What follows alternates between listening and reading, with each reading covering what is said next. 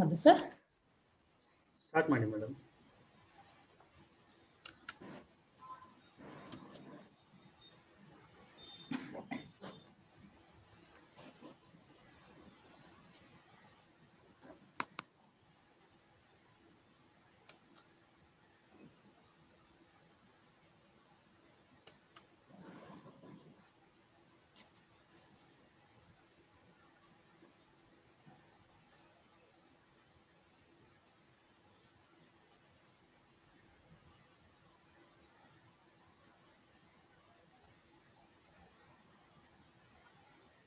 Start ಮಾಡಿ madam.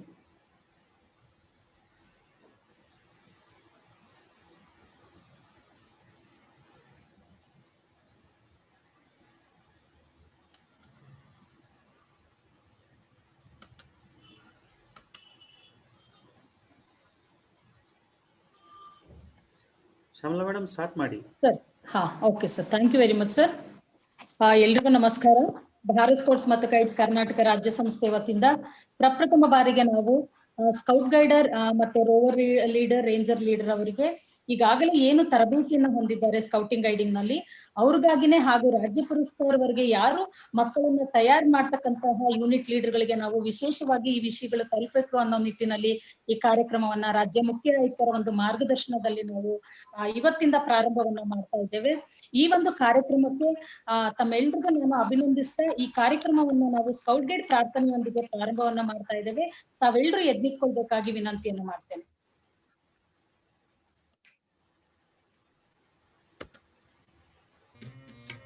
दया कर दान भक्ति का हमें परमात्मा देना, दया करना हमारी आत्मा में शुद्धता देना, हमारे ध्यान में आओ प्रभु आँखों में बस जाओ, अंधेरे दिल में आकर के परम ज्योति जगा देना, बहा दो प्रेम की गंगा दिलों में प्रेम का सागर, हमें आपस में मिलजुल कर प्रभु रहना सिखा देना, हमारा कर्म हो सेवा, हमारा धर्म हो सेवा, सदा ईमान हो सेवा, वो सेवक चर बना देना, वतन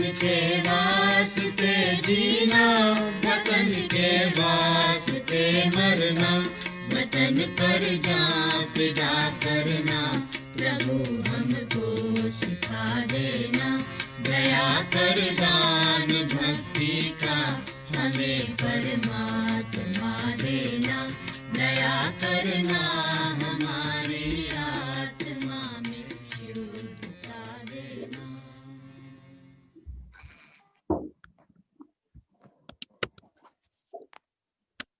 ಕರ್ನಾಟಕ ರಾಜ್ಯ ಸಂಸ್ಥೆಯಿಂದ ಆಯೋಜಿಸಿರುವ ಈ ಒಂದು ಪುನಶ್ಚೇತನ ತರಬೇತಿ ಶಿಬಿರ ರಿಫ್ರೆಶರ್ ಕೋರ್ಸ್ ಈ ಒಂದು ಗೌರವಾನ್ವಿತ ರಾಜ್ಯ ಮುಖ್ಯ ಆಯುಕ್ತರಾದಂತಹ ಶ್ರೀಯುತ PGS ಸಿಂಧಿಯಾರವರ ಮಾರ್ಗದರ್ಶನದಲ್ಲಿ ಹಾಗೂ ರಾಜ್ಯ ಸಂಸ್ಥೆಯ ಎಲ್ಲಾ ಪದಾಧಿಕಾರಿಗಳ ಒಂದು ಸಹಕಾರದಿಂದ ನಾವು ಈ ದಿವಸ ಪ್ರಾರಂಭವನ್ನು ಮಾಡ್ತಾ ಇದ್ದೇವೆ.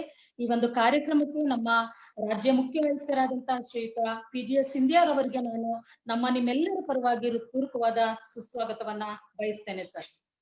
ಹಾಗೆ ಈ ಒಂದು ಕಾರ್ಯಕ್ರಮವನ್ನ ಆಯೋಜನೆ ಮಾಡ್ಲಿಕ್ಕೆ ನಮಗೆ ಸಹಕಾರ ನೀಡಿದಂತಹ ನಮ್ಮ ರಾಜ್ಯ ಸಂಸ್ಥೆಯ ಎಲ್ಲ ಪದಾಧಿಕಾರಿಗಳು, ರಾಜ್ಯ ಆಯುಕ್ತರು, ಸ್ಕೌಟ್ ಗೈಡ್ ಕಾರ್ಯದರ್ಶಿಗಳು, ರಾಜ್ಯ ಜಂಟಿ ಕಾರ್ಯದರ್ಶಿಗಳು, ಸಹಾಯಕ ರಾಜ್ಯ ಆಯುಕ್ತರುಗಳು ಹಾಗೂ ಹೆಡ್ ಕ್ವಾರ್ಟರ್ ಕಮಿಷನರ್ಗಳು ಎಲ್ಲರೂ ಕೂಡ ಸಹಕಾರವನ್ನ ನೀಡಿದ್ದಾರೆ. ಅವ್ರಿಗೂ ಕೂಡ ನಾನು ನಿಮ್ಮೆಲ್ಲರ ಪರವಾಗಿ ಹೃತ್ಪೂರ್ವಕವಾದ ಸುಸ್ವಾಗತವನ್ನ ಬಯಸ್ತೇನೆ.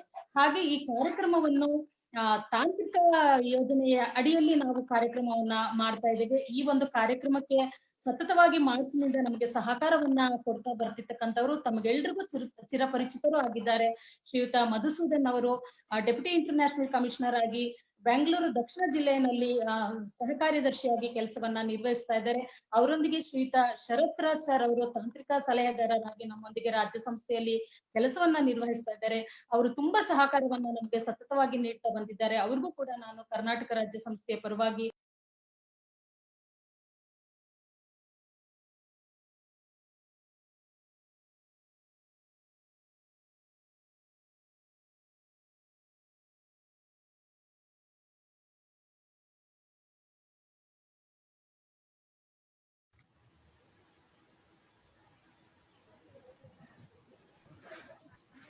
ಇದೆ ನಮ್ಮ ಇದು ಅದು ಸರ್ ನಮ್ದು ರಾಜ್ಯ ಪುರಸ್ಕಾರ ಆಗಿರೋದು ಸರ್. ತಾವು ಮಾತಾಡ್ಬೇಕಾಗುತ್ತೆ ಹೇಳಿ ಸೈನ್ ಮಾಡಿ. ಏನ್ರಿ ಮಾತಾಡೋದಾ? I think we have a technical difficulty. We request our State Chief Commissioner PGR Sindra sir to inaugurate this series of the webinar and give his opening address. Sir, ನೀವು ಮಾತಾಡಿ sir. ಎಲ್ಲ ಸಹೋದರ ಸಹೋದರಿಯರೇ, ದೀಪಾವಳಿಯ ಶುಭಾಶಯಗಳನ್ನ ಈ ಸಂದರ್ಭದಲ್ಲಿ ನಾನು ಎಲ್ರಿಗೂ ಸಹಿತ ಕೋರ್ತಾ ಇದ್ದೇನೆ. ಮತ್ತು ಈ ವರ್ಷದ ದೀಪಾವಳಿ ಹಬ್ಬವನ್ನ ನಾವೆಲ್ಲರೂ ಪಟಾಕಿಗಳನ್ನು ಹೊಡೆಯದೆ, ಪರಿಸರವನ್ನ ಮಾಲಿನ್ಯ ಮಾಡದೆ, ಪರಿಸರವನ್ನ ಶುಭ್ರವನ್ನಾಗಿಟ್ಟು ದೀಪಾವಳಿಯನ್ನು ಆಚರಣೆ ಮಾಡಬೇಕು ಅಂತಕ್ಕಂಥ ನಿರ್ಧಾರಕ್ಕೆ ಬಂದು ನಾವೆಲ್ಲರೂ ಆಚರಣೆ ಮಾಡಬೇಕಾಗಿದೆ. ವಿಶೇಷವಾಗಿ ನಾವು ದೀಪಾವಳಿ ಸಂದರ್ಭದಲ್ಲಿ ನಮ್ಮ ಫೌಂಡೇಶನ್ ಡೇ ನವೆಂಬರ್ 7ನೇ ತಾರೀಕಿಂದ 16ನೇ ತಾರೀಕಿನವರೆಗೂ ಮತ್ತು ನವೆಂಬರ್ ಕೊನೆಯವರೆಗೂ ಸಹಿತ ಈ ದೀಪಾವಳಿಯ ಕಾರ್ಯಕ್ರಮ ಮಾಡಲಿಕ್ಕೆ, ಫೌಂಡೇಶನ್ ಡೇ ಕಾರ್ಯಕ್ರಮ ಮಾಡಲಿಕ್ಕೆ ಅವಕಾಶವನ್ನು ಮಾಡಿಕೊಟ್ಟಿದ್ದೇವೆ. ಬಹುಶಃ ಮೊದಲನೇ ಬಾರಿಗೆ ನಮ್ಮ ಸಂಸ್ಥಾಪನಾ ದಿನ ನವೆಂಬರ್ 7ನೇ ತಾರೀಕಿನಿಂದ ನಮ್ಮ ಮಕ್ಕಳು 1, 2, 3, 4, 5 ಹೀಗೆ ಎಷ್ಟು ಕಿಲೋಮೀಟರ್ ಸಾಧ್ಯ ಆಗುತ್ತೆ ಅಷ್ಟು ರನ್ ಮಾಡಬೇಕು, ಅದನ್ನು ರೆಕಾರ್ಡ್ ಮಾಡಬೇಕು ಅಂತಕ್ಕಂಥ ಒಂದು ಚಟುವಟಿಕೆಯನ್ನು ಕೊಟ್ಟಿದ್ದೇವೆ. ಇದೇ ಸಂದರ್ಭದಲ್ಲಿ ಅದ್ಭುತವಾಗಿ ಕಣ್ಣಿಗೆ ರಾಚುವಂತ ಬ್ಯಾಡ್ಜಸ್ಗಳನ್ನ ನಾವು ರಾಜ್ಯ ಸಂಸ್ಥೆಯಿಂದ ಮಾಡಿದ್ದಾರೆ. ಅದೆಲ್ಲವನ್ನು ಸಹಿತ ದಾನದ ರೂಪದಲ್ಲಿ ಯಾರಿಗೆ ಸಾಧ್ಯ ಇದೆ ಅವರು ತಗೋಬೇಕು. ಮತ್ತೆ ಅದು ಒಳ್ಳೆ ನೀವು ಅಲ್ಲಿ ಜೀವನ ಸಂಗಾತಿಯಾಗಿ ಇಟ್ಕೊಳ್ತಕ್ಕಂತ ಮೆಡಲ್ಸ್ ಗಳನ್ನ ಈ ಸಾರಿ ಮಾಡಿದ್ದಾರೆ. ಇದನ್ನ ಆದಷ್ಟು ತಾವು ಅದನ್ನ ಉಪಯೋಗಿಸ್ಕೊಳ್ಳಿಕ್ಕೆ ಪ್ರಯತ್ನ ಮಾಡಿ. ಈ ಕೋವಿಡ್ ಹಿನ್ನೆಲೆಯಲ್ಲಿ ನಾವು ಎಲ್ಲ ಚಟುವಟಿಕೆಗಳನ್ನು ಸ್ಕೌಟ್ ನಿಯಮಾವಳಿಗಳ ಪ್ರಕಾರ ನಾವು ಆಕ್ಚುಯಲ್ ಆಗೇ ಮಾಡಬೇಕು. ಅದರಲ್ಲೂ ವಿಶೇಷವಾಗಿ ನಮ್ಮ ರಾಜ್ಯದಲ್ಲಿ ನಾವೆಲ್ಲ ಭಗವಂತನ ಆಶೀರ್ವಾದ, ಮೈಸೂರು ಮಹಾರಾಜರ ಆಶೀರ್ವಾದ, ಮುಖ್ಯಮಂತ್ರಿಗಳ ಆಶೀರ್ವಾದ, ಎಲ್ಲರ ಸಹಕಾರದಿಂದ ಒಳ್ಳೊಳ್ಳೆ ನಮ್ಗೆ ಪ್ರಕೃತಿ ಜೊತೆನಲ್ಲಿ ಇರ್ತಕ್ಕಂಥ ತರಬೇತಿ ಕೇಂದ್ರಗಳನ್ನ ನಾವು ಮಂಗಳೂರಿನಲ್ಲಿದೆ, ಉಡುಪಿನಲ್ಲಿದೆ, ಬೆಂಗಳೂರಿನಲ್ಲಿದೆ, ದೊಡ್ಡಬಳ್ಳಾಪುರದಲ್ಲಿದೆ, ಹೀಗೆ ಎಲ್ಲ ಕಡೆಗಳಲ್ಲೂ ಸಹಿತ ನಾವು ಮಾಡಿದ್ದೇವೆ. ಆ ತರಬೇತಿ ಕೇಂದ್ರಗಳಲ್ಲೇ ಇದೆಲ್ಲ ಚಟುವಟಿಕೆಗಳನ್ನ ಮಾಡಬೇಕು along with nature. But Covid ಇರೋದ್ರಿಂದಾಗಿ ಆ ತರದ ಚಟುವಟಿಕೆಗಳು ಇನ್ನೂ ನಾವು ಪ್ರಾರಂಭ ಮಾಡಕ್ಕಾಗಿಲ್ಲ. ಸಣ್ಣ ಪ್ರಮಾಣದಲ್ಲಿ ಮಾಡಬಹುದು ಅಂತಕ್ಕಂಥ ಅಭಿಪ್ರಾಯನೂ ಸಹಿತ ಬರ್ತಾ ಇದೆ. ಆದ್ರೆ ನಾವು ಅದನ್ನು ಪರಿಶೀಲನೆ ಮುಂದಿನ ದಿನಗಳಲ್ಲಿ ಮಾಡೋಣ. ಈಗ ಸದ್ಯಕ್ಕೆ ಇನ್ನೂ ಸರ್ಕಾರ ಕಾಲೇಜುಗಳನ್ನ ಪ್ರಾರಂಭ ಮಾಡಿಲ್ಲ. ನವೆಂಬರ್ 17ನೇ ತಾರೀಕಿನಿಂದ ಮಾಡಬೇಕು ಅಂತಕ್ಕಂಥ ಉದ್ದೇಶವನ್ನು ಇಟ್ಕೊಂಡಿದ್ದಾರೆ. ಅದಕ್ಕೋಸ್ಕರ ನಾವು ಸಹಿತ ಸ್ವಲ್ಪ ದಿನ ಆದ ನಂತರ, ಇನ್ನೂ ಒಂದು 15-20 ದಿವಸ, 1 ತಿಂಗಳು ಆದ ನಂತರ ಆಕ್ಚುಯಲ್ ಮೀಟಿಂಗ್ ಗಳನ್ನ ಮಾಡ್ಲಿಕ್ಕೆ, ನಾವು ಆಕ್ಚುಯಲ್ ಕಾನ್ಫರೆನ್ಸ್ ಗಳನ್ನ ಮಾಡ್ಲಿಕ್ಕೆ, ಆಕ್ಚುಯಲ್ ಕ್ಯಾಂಪ್ಗಳನ್ನು ಮಾಡ್ಲಿಕ್ಕೆ ನಾವು ಸ್ವಲ್ಪ ಇನ್ನೂ ನಿರ್ಧಾರಕ್ಕೆ ಬಂದಿಲ್ಲ. ಸದ್ಯದಲ್ಲೇ ಅದನ್ನು ಸಹಿತ ನಾವು ಮಾಡೋಣ. ಈಗ ಈ ಕಳೆದ 6 ತಿಂಗಳಲ್ಲಿ ನಾವು ಬಹಳ ಒಳ್ಳೆ ಕೆಲಸವನ್ನ ಮಾಡಿದ್ದೇವೆ. ಬಹಳ ಒಳ್ಳೆ ಕೆಲಸವನ್ನು ಮಾಡಿದ್ದೇವೆ. ಆನ್ಲೈನ್ನಲ್ಲಿ ಝೂಮ್ ಮೀಟಿಂಗ್ ಮೂಲಕ ಲಕ್ಷಾಂತರ ಜನ ವಿದ್ಯಾರ್ಥಿಗಳಿಗೆ ವೆಬಿನಾರ್ಗಳ ಮೂಲಕ ಹೋಗ್ತಕ್ಕಂಥ ಕೆಲಸ ಮಾಡಿದ್ದೇವೆ. ಸಾವಿರಾರು ಜನ ನಮ್ಮ ಅಡಲ್ಟ್ ಲೀಡರ್ಸು ಇದನ್ನೆಲ್ಲ ಭಾಗವಹಿಸಿದ್ದಾರೆ. ಇದು ಬಹಳ ಸಂತೋಷದ ವಿಚಾರ. ಏಪ್ರಿಲ್ನಿಂದ ನವೆಂಬರ್ವರೆಗೂ, ದೀಪಾವಳಿ ಹಬ್ಬದವರೆಗೂ ಸಹಿತ ಒಂದಲ್ಲ ಒಂದು ಚಟುವಟಿಕೆಗಳ ಮೂಲಕ ನಮ್ಮ ಶಿಕ್ಷಕರುಗಳಿಗೆ ಸ್ವಲ್ಪ ತೊಂದರೆ ಆದ್ರೂ ಸಹಿತ ಮಕ್ಕಳ ಮೂಲಕ ಕಾರ್ಯಕ್ರಮಗಳನ್ನ ಮಾಡಿಸಿದ್ದೇವೆ. This is according to me a great achievement of Bharat scouts and guides Karnataka. ಇಡೀ ದೇಶಕ್ಕೆ ಮಾದರಿಯಾಗಿ ರೀತಿಯಲ್ಲಿ ನಾವೆಲ್ಲರೂ ಸಾಮೂಹಿಕವಾಗಿ ನಮ್ಮ ರಾಜ್ಯ ತಂಡ ಮಾಡಿದೆ. ಮಾನ್ಯ MA ಖಾಲಿದ್, ಮಾನ್ಯ ಗೀತಾ ನಟರಾಜ್, ಗಂಗಪ್ಪಗೌಡ್ರು, ಬಸವರಾಜು, ನಮ್ಮ SOC ಮಂಜುಳಾ ಪ್ರಭಾಕರ್, ನಮ್ಮ STC ಶ್ಯಾಮಲಾ ಮೇಡಮ್ ಮತ್ತು ನಮ್ಮ ಲೋಕೇಶು ಮತ್ತು ನಮ್ಮ ರೇಂಜರಿಂಗ್ ಇನ್ಚಾರ್ಜ್ ಮಲ್ಲೇಶ್ವರಿ, ಈಗೆಲ್ಲ ನಾವೆಲ್ಲ ಸೇರಿ ಈ ಕಾರ್ಯಕ್ರಮಗಳನ್ನ ಮಾಡ್ತಾ ಇದ್ದೇವೆ. ಈ ಝೂಮ್ ಮೀಟಿಂಗ್ ಅಲ್ಲಿ ಮಾಡೋದಕ್ಕೆ ಮುಖ್ಯವಾದ ಕಾರಣ ನಮ್ಮ ಮಧುಸೂದನ್ ಅವರು ಇಂಟರ್ನ್ಯಾಷನಲ್ ಡೆಪ್ಟಿ ಕಮಿಷನರ್ ಆಗಿರೋದು ಅಷ್ಟೇ ಅಲ್ಲ, ಅವರು ಈ ಝೂಮ್ ಮೀಟಿಂಗ್ ಮೂಲಕವಾಗಿ, ವೆಬಿನಾರ್ಗಳ ಮೂಲಕವಾಗಿ ವರ್ಚುವಲ್ ಆಗಿ ಯಾವ ರೀತಿ ಮೀಟಿಂಗ್ಗಳನ್ನು ಮಾಡಬೇಕು ಅನ್ನೋದನ್ನ ನಮ್ಗೆ ಇಡೀ ದೇಶಕ್ಕೆ ತೋರಿಸ್ಕೊಟ್ಟಿರ್ತಕ್ಕಂಥ ಪುಣ್ಯಾತ್ಮ ಮಧುಸೂದನ್. ಬಹುಶಃ ಇದನ್ನ ಮಾಡದೆ ಹೋಗಿದ್ದಿದ್ರೆ ನಾವು ಬಹಳ ಹಿಂದೆ ಬಿದ್ದು ಬಿಡ್ತಾ ಇದ್ದೋ. ನಮ್ಮವರೆಲ್ಲ ಸ್ಕೌಟ್ ಲೀಡರ್ಸು, ಗೈಡ್ ಲೀಡರ್ಸು ಬಹಳ ಹತಾಶೆಯಿಂದ ಇರ್ತಕ್ಕಂಥ ಸ್ಥಿತಿ ಬರ್ತಾ ಇತ್ತು. ನಮಗೆ ಈ ಸಮವಸ್ತ್ರ ಹಾಕೊಂಡ ತಕ್ಷಣನೇ ವಿ ಆರ್ ಡಿಫರೆಂಟ್, ನಾವು ಬೇರೆಯವರು, ನಾವು ಧೈರ್ಯವಾಗಿರ್ಬೇಕು, ಎಂಥ ಸಿಚುವೇಶನ್ ಬಂದ್ರು ಸಹಿತ ನಾವು ಫೇಸ್ ಮಾಡ್ಬೇಕು, ಎಂಥ ಮಹಾಮಾರಿ ಇದ್ರು ನಾವು ಹೋಗಿ ಸೇವೆ ಮಾಡ್ಬೇಕು. ಅದರಿಂದಾನೇ ನೋಡಿ ಎಷ್ಟೊಂದು ಸೇವೆ ಮಾಡಿದ್ದೇವೆ. 35 ಲಕ್ಷ ಮಾಸ್ಕ್ಗಳನ್ನ ನಮ್ಮ ಶಿಕ್ಷಕರು ಮಕ್ಕಳು ಮಾಡಿಕೊಟ್ಟಿದ್ದೀರಾ, ಸರ್ವಿಸ್ ಮಾಡಿದ್ದೀರಾ SSLC ನಲ್ಲಿ. ಇದೆಲ್ಲ ಹುಡುಗಾಟಿಕೆ ವಿಚಾರ ಅಲ್ಲ. ಈಗ ದೀಪಾವಳಿ ನಂತರದ ದಿನಗಳಲ್ಲಿ ನಮಗೆ ಈ ಅಕಾಡೆಮಿಕ್ ಇಯರ್ 4-5 ತಿಂಗಳು ಮಾತ್ರ ನಡೆಯೋದು. ಅದಕ್ಕೋಸ್ಕರವಾಗಿ ಸಿಲೆಬಸ್ ಅನ್ನ ಅವರು ಕಟ್ ಮಾಡಿದ್ದಾರೆ ಎಜುಕೇಶನ್ ಡಿಪಾರ್ಟ್ಮೆಂಟ್ ಅವರು. ನಾವು ಸಹಿತ ನಮ್ಮ ನ್ಯಾಷನಲ್ ಹೆಡ್ ಕ್ವಾರ್ಟರ್ಸ್ ಜೊತೆನಲ್ಲಿ ನಾವು ಕನ್ಸಲ್ಟ್ ಮಾಡಿ ನಾವೆಲ್ಲ ಸಾಮೂಹಿಕವಾಗಿ ನಾವೆಲ್ಲ ಲೀಡರ್ಗಳು ಕೂತ್ಕೊಂಡು ಮಧುಸೂದನ್ ಅವರ ಸಹಕಾರದಿಂದಾಗಿ ನಮ್ಮ ಬಾಯ್ ಗರ್ಲ್ ಪ್ರೋಗ್ರಾಮ್ಗಳನ್ನ, ನಮ್ಮ ಸಿಲೆಬಸ್ ಅನ್ನ ಯಾವ ರೀತಿ ಮಾಡಬೇಕು ಅನ್ನೋದರ ಚೇಂಜಸ್ ಸಹಿತ ನಾವು ಮಾಡಿದ್ದೇವೆ. ಮತ್ತೆ ಅದಲ್ಲದೆ ಪ್ರಥಮನಿಂದ ಹಿಡಿದು ಬಿಟ್ಟು ರಾಜ್ಯ ಪುರಸ್ಕಾರದವರೆಗೂ ಸಹಿತ ಎಕ್ಸಾಮಿನೇಷನ್ ಯಾವ ರೀತಿ ಕಂಡಕ್ಟ್ ಮಾಡಬೇಕು, ಡಿಜಿಟಲ್ ಆಗಿ ಯಾವ ರೀತಿ ಮಾಡಬೇಕು, ಆನ್ಲೈನ್ ನಲ್ಲಿ ಯಾವ ರೀತಿ ಮಾಡಬೇಕು ಅಂತಕ್ಕಂಥದ್ರ ಬಗ್ಗೆ ನಾವು ಸಾಕಷ್ಟು ತಿಳುವಳಿಕೆಯನ್ನು ಕೊಡ್ಲಿಕ್ಕೆ ನಾವು ಪ್ರಯತ್ನವನ್ನು ಮಾಡ್ತಾ ಇದ್ದೇವೆ. ನನಗೆ ಬಹಳ ಹೆಮ್ಮೆ ಇದೆ ಈ ವಿಚಾರದಲ್ಲಿ. ನಮ್ಮ SGVಗಳು, ನಮ್ಮ DOಗಳು, ನಮ್ಮ ASOCಗಳು, ನಮ್ಮ SOC STCಗಳು, ನಮ್ಮ ಅಡಲ್ಟ್ ಲೀಡರ್ಸು ಇವರು ಬಹಳ ಸಹಕಾರ ಕೊಟ್ಟಿದ್ದಾರೆ. ನಮ್ಮ LT ಲೀಡರ್ಗಳು, ALTಗಳು, ವುಡ್ ಬ್ಯಾಡ್ಜ್ ಹೋಲ್ಡರ್ಸು ಸಹಿತ ಜಿಲ್ಲಾ ಮಟ್ಟದಲ್ಲಿ, ತಾಲೂಕು ಮಟ್ಟದಲ್ಲಿ, ನಮ್ಮ LA ಸೆಕ್ರೆಟರಿಗಳು, ನಮ್ಮ DCCಗಳು ಪ್ರತಿಯೊಬ್ಬರು ಸಹಕಾರ ಕೊಡ್ತಾ ಇದ್ದಾರೆ. ಇದನ್ನು ನಾನು ಅಪ್ರಿಶಿಯೇಟ್ ಮಾಡ್ಲಿಕ್ಕೆ ಬಯಸ್ತೇನೆ. ಇವತ್ತು ತಾವು ಅಂತ ಒಂದು ಸೀರೀಸ್ ಆಫ್ ಆಕ್ಟಿವಿಟೀಸು ಇವತ್ತಿನಿಂದ ಸಾಯಂಕಾಲದ ಹೊತ್ತು ಪ್ರಾರಂಭ ಆಗ್ತದೆ. ಪ್ರತಿದಿನಾನು ಸಹಿತ ಒಂದಲ್ಲ ಒಂದು ವಿಚಾರದ ಬಗ್ಗೆ ಸ್ಕೌಟಿಂಗ್ ಸಂಬಂಧಪಟ್ಟ ಹಾಗೆ ಈ ವೆಬಿನಾರ್ ಮೂಲಕವಾಗಿ ನಾವು ಯೂನಿಟ್ ಲೀಡರ್ಗಳೇ ಈ ಸಂಸ್ಥೆಯ ಆಧಾರ ಸ್ತಂಭ. ಯೂನಿಟ್ ಲೀಡರ್ಗಳು, ಈ ಯೂನಿಟ್ ಲೀಡರ್ಗಳು ಮಾಡಿದ್ರೆ ಉಂಟು, ಇಲ್ಲದೆ ಹೋದ್ರೆ ಇಲ್ಲ. ಇದು ನನಗೆ ಚೆನ್ನಾಗಿ ಗೊತ್ತಿದೆ. ಸರ್ಕಾರದ ಸಹಕಾರ ಒಂದು ಕಡೆ, ಟೀಚರ್ಸ್ ಸಹಕಾರ ಬಹಳ ಮುಖ್ಯವಾದದ್ದು. ಅಂದ್ರೆ ಯೂನಿಟ್ ಲೀಡರ್ಗಳು ಅವರಿದ್ರೆ ಮಾತ್ರ ಸ್ಕೌಟಿಂಗ್ ನಡೀಲಿಕ್ಕೆ ಸಾಧ್ಯ. ಅದರಿಂದಾಗಿ ನಿಮಗೆ ಪೂರಕವಾಗಿರ್ತಕ್ಕಂಥ ವಿಚಾರಗಳ ಬಗ್ಗೆನೆ ಈ ರೀತಿ ಒಂದು 40-50 ವೆಬಿನಾರ್ಗಳ ಮೂಲಕವಾಗಿ ಸಾವಿರಾರು ಸಂಖ್ಯೆಯಲ್ಲಿ ಟೀಚರ್ಸ್ಗೆ ಇದೆಲ್ಲ ವಿಷಯಗಳನ್ನು ತಿಳಿಸ್ಲಿಕ್ಕೆ ಅಂತ ಹೇಳಿ ಇವತ್ತು ನಮ್ಗೆ ಅವಕಾಶ ಸಿಕ್ಕಿದೆ ಭೇಟಿ ಮಾಡ್ಲಿಕ್ಕೆ. ನಾನು ಮತ್ತೊಮ್ಮೆ ನಮ್ಮ ಶ್ಯಾಮಲಾರವರು, ನಮ್ಮ STC ರವರು ಮತ್ತು ವಿಶೇಷವಾಗಿ ನಮ್ಮ ಮಧುಸೂದನ್, ನಮ್ಮ ಇಂಟರ್ನ್ಯಾಷನಲ್ ಡೆಪ್ಯೂಟಿ ಕಮಿಷನರು, ಇವ್ರಿಗೆ ಸಹಾಯ ಮಾಡ್ತಾ ಇರ್ತಕ್ಕಂಥ ಶರತ್ರಾಜು, ಇವ್ರ ಸಹಕಾರವನ್ನು ನಾನು ನೆನಪಿಸ್ಕೊಂಡು ಈಗ BP ಅವ್ರ ಬಗ್ಗೆ ಮಾತಾಡ್ಲಿಕ್ಕೆ ನಮ್ಮ ಲೀಡರ್ ಟ್ರೈನರ್ ಆಗಿರ್ತಕ್ಕಂಥ Narendra Kumar is one of the best leaders. I have seen him in action. ಅವ್ರು ಕೆಲಸ ಮಾಡ್ತಕ್ಕಂಥದ್ದನ್ನ ನಾನು ಹಿಂದೆ ನೋಡಿದ್ದೇನೆ ಆನೇಕಲ್ಲಲ್ಲಿ. ಆದ್ರೆ ಶ್ರವಣಬೆಳಗೊಳದ ಟ್ರೈನಿಂಗ್ ಕ್ಯಾಂಪ್ ಅಲ್ಲಿ, ಯಾವುದೇ ಸರ್ವಿಸ್ ಕ್ಯಾಂಪ್ ಅಲ್ಲೂ ಸಹಿತ ಮುಂದೆ ನಿಂತ್ಕೊಂಡು ಈ ರೋವರ್ಸ್ಗೆ ಕರ್ಕೊಂಡು ಬಂದು ಅವ್ರ ಕೈನಲ್ಲಿ ಕೆಲಸ ಮಾಡ್ತಕ್ಕಂಥದ್ರಲ್ಲಿ ನಿಪುಣರು ಅಂತ ಹೇಳಿದ್ರೆ ಮಾನ್ಯ ನರೇಂದ್ರ ಕುಮಾರ್ ಅವರು.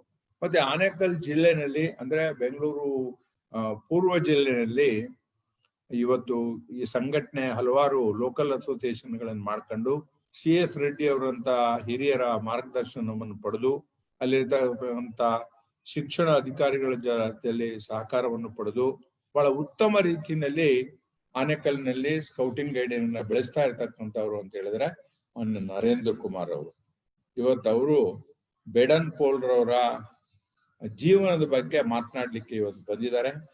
ಬೇಡನ್ ಪೌಲ್ ಇಂಗ್ಲೆಂಡ್ ಅಲ್ಲಿ ಹುಟ್ಟಿದವರು, ಇಂಡಿಯಾಗೆ ಯಾಕೆ ಬಂದಿದ್ರು, ಆಫ್ರಿಕಾಕ್ಕೆ ಯಾಕೆ ಹೋಗಿದ್ರು, ಅದಾದ ನಂತರ ಇಂಡಿಯಾದಲ್ಲಿ ಅಂದ್ರೆ ಭಾರತ ದೇಶದಲ್ಲಿ ಭಾರತ್ ಸ್ಕೌಟ್ ಅಂಡ್ ಗೈಡ್ಸ್ ಹೇಗೆ ಬೆಳೀತು, ಇದೆಲ್ಲ ವಿಚಾರಗಳನ್ನ ಸುದೀರ್ಘವಾಗಿ ನಿಮಗೆ ತಿಳಿಸೋರಿದ್ದಾರೆ. ಇದ್ರ ಅವಶ್ಯಕತೆ ಬಹಳ ಇದೆ. ನೀವು ತಿಳ್ಕೋಬೇಕು.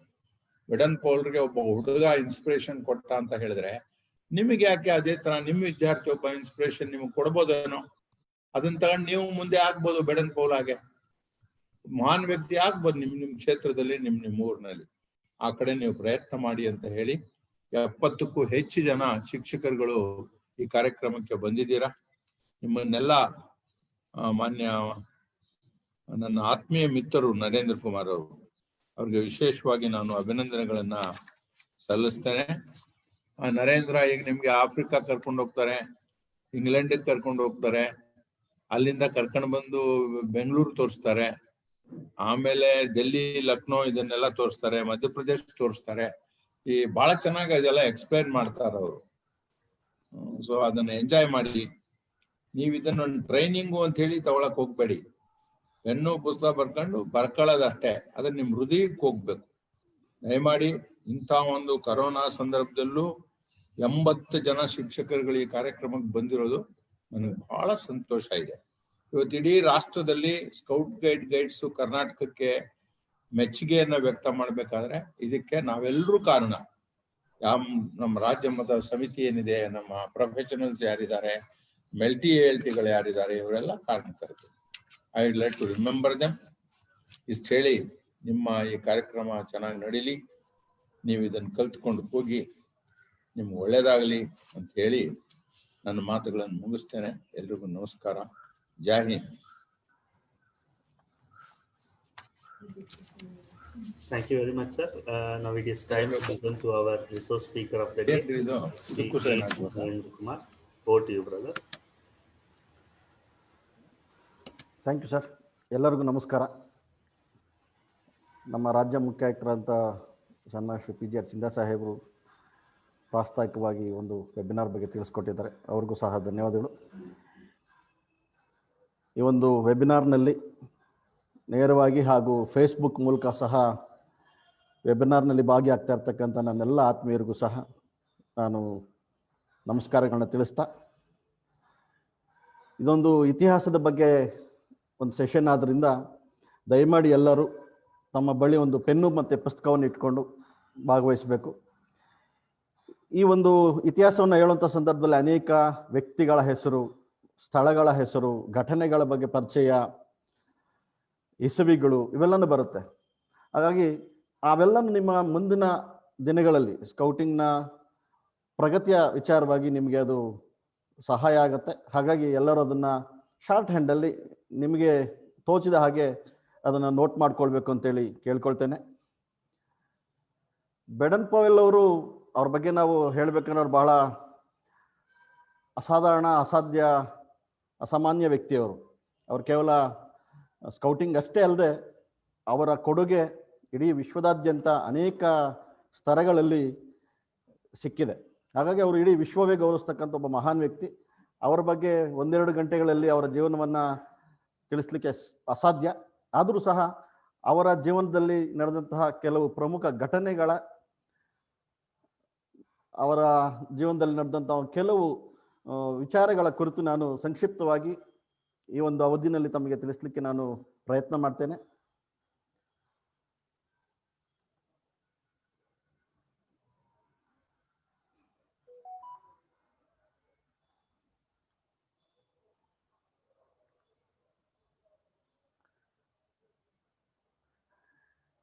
ಒಂದು ಪರದೆ ಮೇಲೆ ಬಂದಿರತಕ್ಕಂಥ ಒಂದು ಸ್ಕ್ರೀನ್ ನೋಡ್ಬೋದು. ಬೇಡನ್ ಪವೆಲ್ ರವರು. ನಾನು ಲೈಫ್ ಸ್ಟೋರಿ ಆಫ್ ಬೇಡನ್ ಪವೆಲ್ ಬಗ್ಗೆ ಹೇಳಲಿಕ್ಕೆ ಹೋಗ್ತಾ ಇದ್ದೇನೆ. ಈ ಮಹಾನ್ ವ್ಯಕ್ತಿ ವಿಶ್ವದ ಏನು ಸ್ಕೌಟ್ಸ್ ಮತ್ತು ಗೈಡ್ ಸಂಸ್ಥೆ ಇದೆ, ಆ ಸಂಸ್ಥೆಯ ಜನಕರು, ಫೌಂಡರ್ ಆಫ್ ಸ್ಕೌಟಿಂಗ್ ಮೂವ್ಮೆಂಟ್. ಇವ್ರ ಬಗ್ಗೆ ನಾವು ಮೊದಲನೇದಾಗಿ ತಿಳ್ಕೊಳ್ಳೋದಾದ್ರೆ, ಇವರ ಹೆಸರು ಬೇಡನ್ ಪವೆಲ್. ಇವರನ್ನ ನಾವು ರಾಬರ್ಟ್ ಸ್ಟೀಫನ್ಸನ್ ಸ್ಮಿತ್ ಬೇಡನ್ ಪವೆಲ್ ಅಂತ ಇವರ ಪೂರ್ತಿ ಹೆಸರು. ಶಾರ್ಟ್ ಆಗಿ ನಾವು ಬೇಡನ್ ಪವೆಲ್ ಅಂತೀವಿ. ಇನ್ನೂ ಶಾರ್ಟ್ ಆಗಿ ನಾವು ಅವ್ರನ್ನ BP ಅಂತ ಕರಿತೀವಿ. ಅವರ ವೈಫ್ ಇವರನ್ನ ರಾಬಿನ್ ಅಂತ ಪ್ರೀತಿಯಿಂದ ಕರೀತಾ ಇದ್ರು. ಇವರು ಫೆಬ್ರವರಿ 22, 1857ನೇ ಇಸ್ವಿನಲ್ಲಿ ಲಂಡನ್ನಲ್ಲಿ ಜನಿಸ್ತಾರೆ. ಮತ್ತೆ 1941ರವರೆಗೂ ಜೀವಂತವಾಗಿದ್ದು ಜನವರಿ 8ರಂದು ಅವರು ಕೀನ್ಯಾದಲ್ಲಿ ಕಾಲರಾಗ್ತಾರೆ. ಆಗ ಅವ್ರಿಗೆ 83 ವರ್ಷ ವಯಸ್ಸಾಗಿತ್ತು. ಅವರ ತಂದೆ ತಾಯಿಗಳಿಗೆ ಇವರು ಒಟ್ಟು 8 ಮಕ್ಕಳಿದ್ರು. ಅದರಲ್ಲಿ ಇವರು 6ನೆಯ ಮಗ. ತಾಯಿಯ ಹೆಸರು ಹೆನ್ರಿತಾ ಗ್ರೇಸ್ ಸ್ಮಿತ್, ತಂದೆಯ ಹೆಸರು ರೆವರೆಂಡ್ ಹರ್ಬರ್ಟ್ ಜಾರ್ಜ್ ಬೇಡನ್ ಪವೆಲ್. ಅವ್ರನ್ನ ರೆವರೆಂಡ್ HG ಬೇಡನ್ ಪವೆಲ್ ಅಂತ ಸಹ ಕರಿತೇವೆ. ಕೈಕಟ್ಕೊಂಡು ಇರತಕ್ಕಂತಹ ವ್ಯಕ್ತಿಯೇ ಸ್ಕೌಟ್ ಸಂಸ್ಥೆ ಸಂಸ್ಥಾಪಕರು ಬೇಡನ್ ಪವೆಲ್. ಅವರ ತಂದೆಯವರ ಬಗ್ಗೆ ತಿಳ್ಕೊಳ್ಳೋದಾದ್ರೆ, reverend H G Baden Powell ಅವರು ಒಬ್ಬ ಪ್ರೊಫೆಸರ್ ಆಗಿದ್ದರು. ಅವರು ಜಾಮಿಟ್ರಿ ವಿಷಯದ ಪ್ರೊಫೆಸರು. ಆಕ್ಸ್ಫರ್ಡ್ ಯೂನಿವರ್ಸಿಟಿನಲ್ಲಿ, ಲಂಡನ್ನ ಆಕ್ಸ್ಫರ್ಡ್ ಯೂನಿವರ್ಸಿಟಿನಲ್ಲಿ ಅವರು ಪ್ರೊಫೆಸರ್ ಆಗಿದ್ದರು. ಅವರು ದೇವರು ಮತ್ತು ಪರಿಸರವನ್ನು ಅತಿಯಾಗಿ ಪ್ರೀತಿಸ್ತಾ ಇದ್ದರು. ಜೂನ್ 11, 1860 ಅವರು ಕಾಲದಿಂದಾಗ್ತಾರೆ, ಅಂದರೆ ಸಾವನ್ನಪ್ತಾರೆ. ಆಗ ಬೇಡನ್ ಪವೆಲ್ ಅವರಿಗೆ ಕೇವಲ 3 ವರ್ಷ, ಅಂದರೆ ತುಂಬ ಚಿಕ್ಕ ಮಗು. ಬೇಡನ್ ಪವೆಲ್ ಅವರು ತುಂಬ ಚಿಕ್ಕ ವಯಸ್ಸಿನಲ್ಲಿ ಅವರು ತಂದೆಯನ್ನು ಕಳ್ಕೊಳ್ತಾರೆ. ತಾಯಿ ಹೆನ್ರಿತಾ ಗ್ರೇಸ್ ಸ್ಮಿತ್, ಇವರು ಅಡ್ಮಿರಲ್ ವಿಲಿಯಂ ಸ್ಮಿತ್ ಅವರ ಮಗಳಾಗಿರ್ತಾರೆ. ಇವರ ಪ್ರಭಾವ ಬೇಡನ್ ಪವೆಲ್ ಅವ್ರ ಮೇಲೆ ಬಹಳ ಇರುತ್ತೆ. ಯಾಕಂದರೆ ಚಿಕ್ಕ ವಯಸ್ಸಿನಿಂದ ತಂದೆಯನ್ನು ಕಳ್ಕೊಂಡು ತಾಯಿ ಆಸರೆಯಲ್ಲೇ ಬೆಳೀತಾರೆ, ಅಣ್ಣಂದರ ಆಸರೆಯಲ್ಲಿ ಬೆಳೀತಾ ಹೋಗ್ತಾರೆ. ಅವರೆಲ್ಲರ ಇನ್ಫ್ಲುಯೆನ್ಸ್ ಬೇಡನ್ ಪವೆಲ್ ಅವ್ರ ಜೀವನದಲ್ಲಿ ಮುಂದೆ ನಾವು ನೋಡ್ತಾ ಹೋಗ್ಬೋದು. ಅವರ ತಾಯಿ ಒಳ್ಳೆ ಆರ್ಟಿಸ್ಟ್ ಆಗಿದ್ದರು, ಅದನ್ನು ಅವರು ಅವರ ತಾಯಿಯಿಂದ ಕಲ್ತಿದ್ರು. ಅವರು ಬಿಡುವಾದಾಗೆಲ್ಲ ಲಂಡನ್ನಿನ ಬಡ ಆಸ್ಪತ್ರೆಗಳಿಗೆ ಹೋಗಿ ಒಂದು ಸೇವೆಯನ್ನು ಮಾಡ್ತಕ್ಕಂಥ ಕೆಲಸದಲ್ಲಿ ತೊಡ್ಕೊಳ್ತಾ ಇರೋ ತಾಯಿಯವರು ಗ್ರೇಸ್ ಸ್ಮಿತ್ ಅವರು. ಮತ್ತು ಅವರು ಲಂಡನ್ನಿನ central committee of women's education union ಅದರ ಸದಸ್ಯರು ಸಹ ಆಗಿದ್ದರು. ಬೇಡನ್ ಪವೆಲ್ ಅವರ ತಂದೆಯನ್ನು ಬಹಳ ಚಿಕ್ಕ ವಯಸ್ಸಿನಲ್ಲಿ ಕಳೆದುಕೊಂಡಿದ್ದರಿಂದ 8 ಜನ ಮಕ್ಕಳಾದ್ರಿಂದ ಸಾಕೋದಕ್ಕೆ ಕಷ್ಟ ಇತ್ತು, ಬಡತನ ಇತ್ತು. ಹಾಗಾಗಿ ಬೇಡನ್ ಪವೆಲ್ ಅವರು ಅವರ ಬಾಲ್ಯದ ದಿನಗಳಲ್ಲಿ ಮೊದಲನೇ ಬಾರಿಗೆ ಡೇಮ್ ಸ್ಕೂಲ್ಗೆ ಜಾಯಿನ್ ಆಗ್ತಾರೆ 1869. ಅಲ್ಲಿಂದ 76ನೇವರೆಗೂ ಅವರು ಅಲ್ಲಿ ಓದ್ತಾರೆ. ಅಂದರೆ ಡೇಮ್ ಸ್ಕೂಲ್ ಅಂದರೆ ಈ ವಯಸ್ಸಾದಂತಹ ಅಜ್ಜ ಅಜ್ಜಿಗಳು, ವಯಸ್ಸಾದಂಥ ವ್ಯಕ್ತಿಗಳು ತಮ್ಮ ಮನೆಯಲ್ಲೇ ನಡೆಸ್ತಕ್ಕಂಥ ಒಂದು ಪುಟ್ಟ ಶಾಲೆ. ಅಂತಹ ಒಂದು, ಅಂದರೆ ಬಡ ಮಕ್ಕಳು ಅಲ್ಲಿ ಓದ್ತಕ್ಕಂಥದ್ದು, ಅಂತಹ ಒಂದು ಶಾಲೆಯಲ್ಲಿ ಬೇಡನ್ ಪವೆಲ್ ಅವರು ಜಾಯಿನ್ ಆಗ್ತಾರೆ. ಅಲ್ಲಿಂದ ಅವರು ನಂತರ ಅವ್ರ ಫ್ಯಾಮಿಲಿ ಶಿಫ್ಟ್ ಆದ ನಂತರ ರೋಸ್ ಹಿಲ್ ಅಂತಕ್ಕಂಥ ಒಂದು ಶಾಲೆಯಲ್ಲಿ ಸೇರ್ಕೊಳ್ತಾರೆ. ಆ ರೋಸ್ ಹಿಲ್ನಲ್ಲಿ 60 ವರ್ಷಗಳ ಮುಂಚೆ ಅವರ ತಂದೆಯವರು ಸಹ ಅದೇ ಶಾಲೆಯಲ್ಲಿ ಓದಿದ್ರು ಅಂತಕ್ಕಂಥದ್ದು ಒಂದು ಸ್ಮರಣೀಯ ವಿಚಾರ.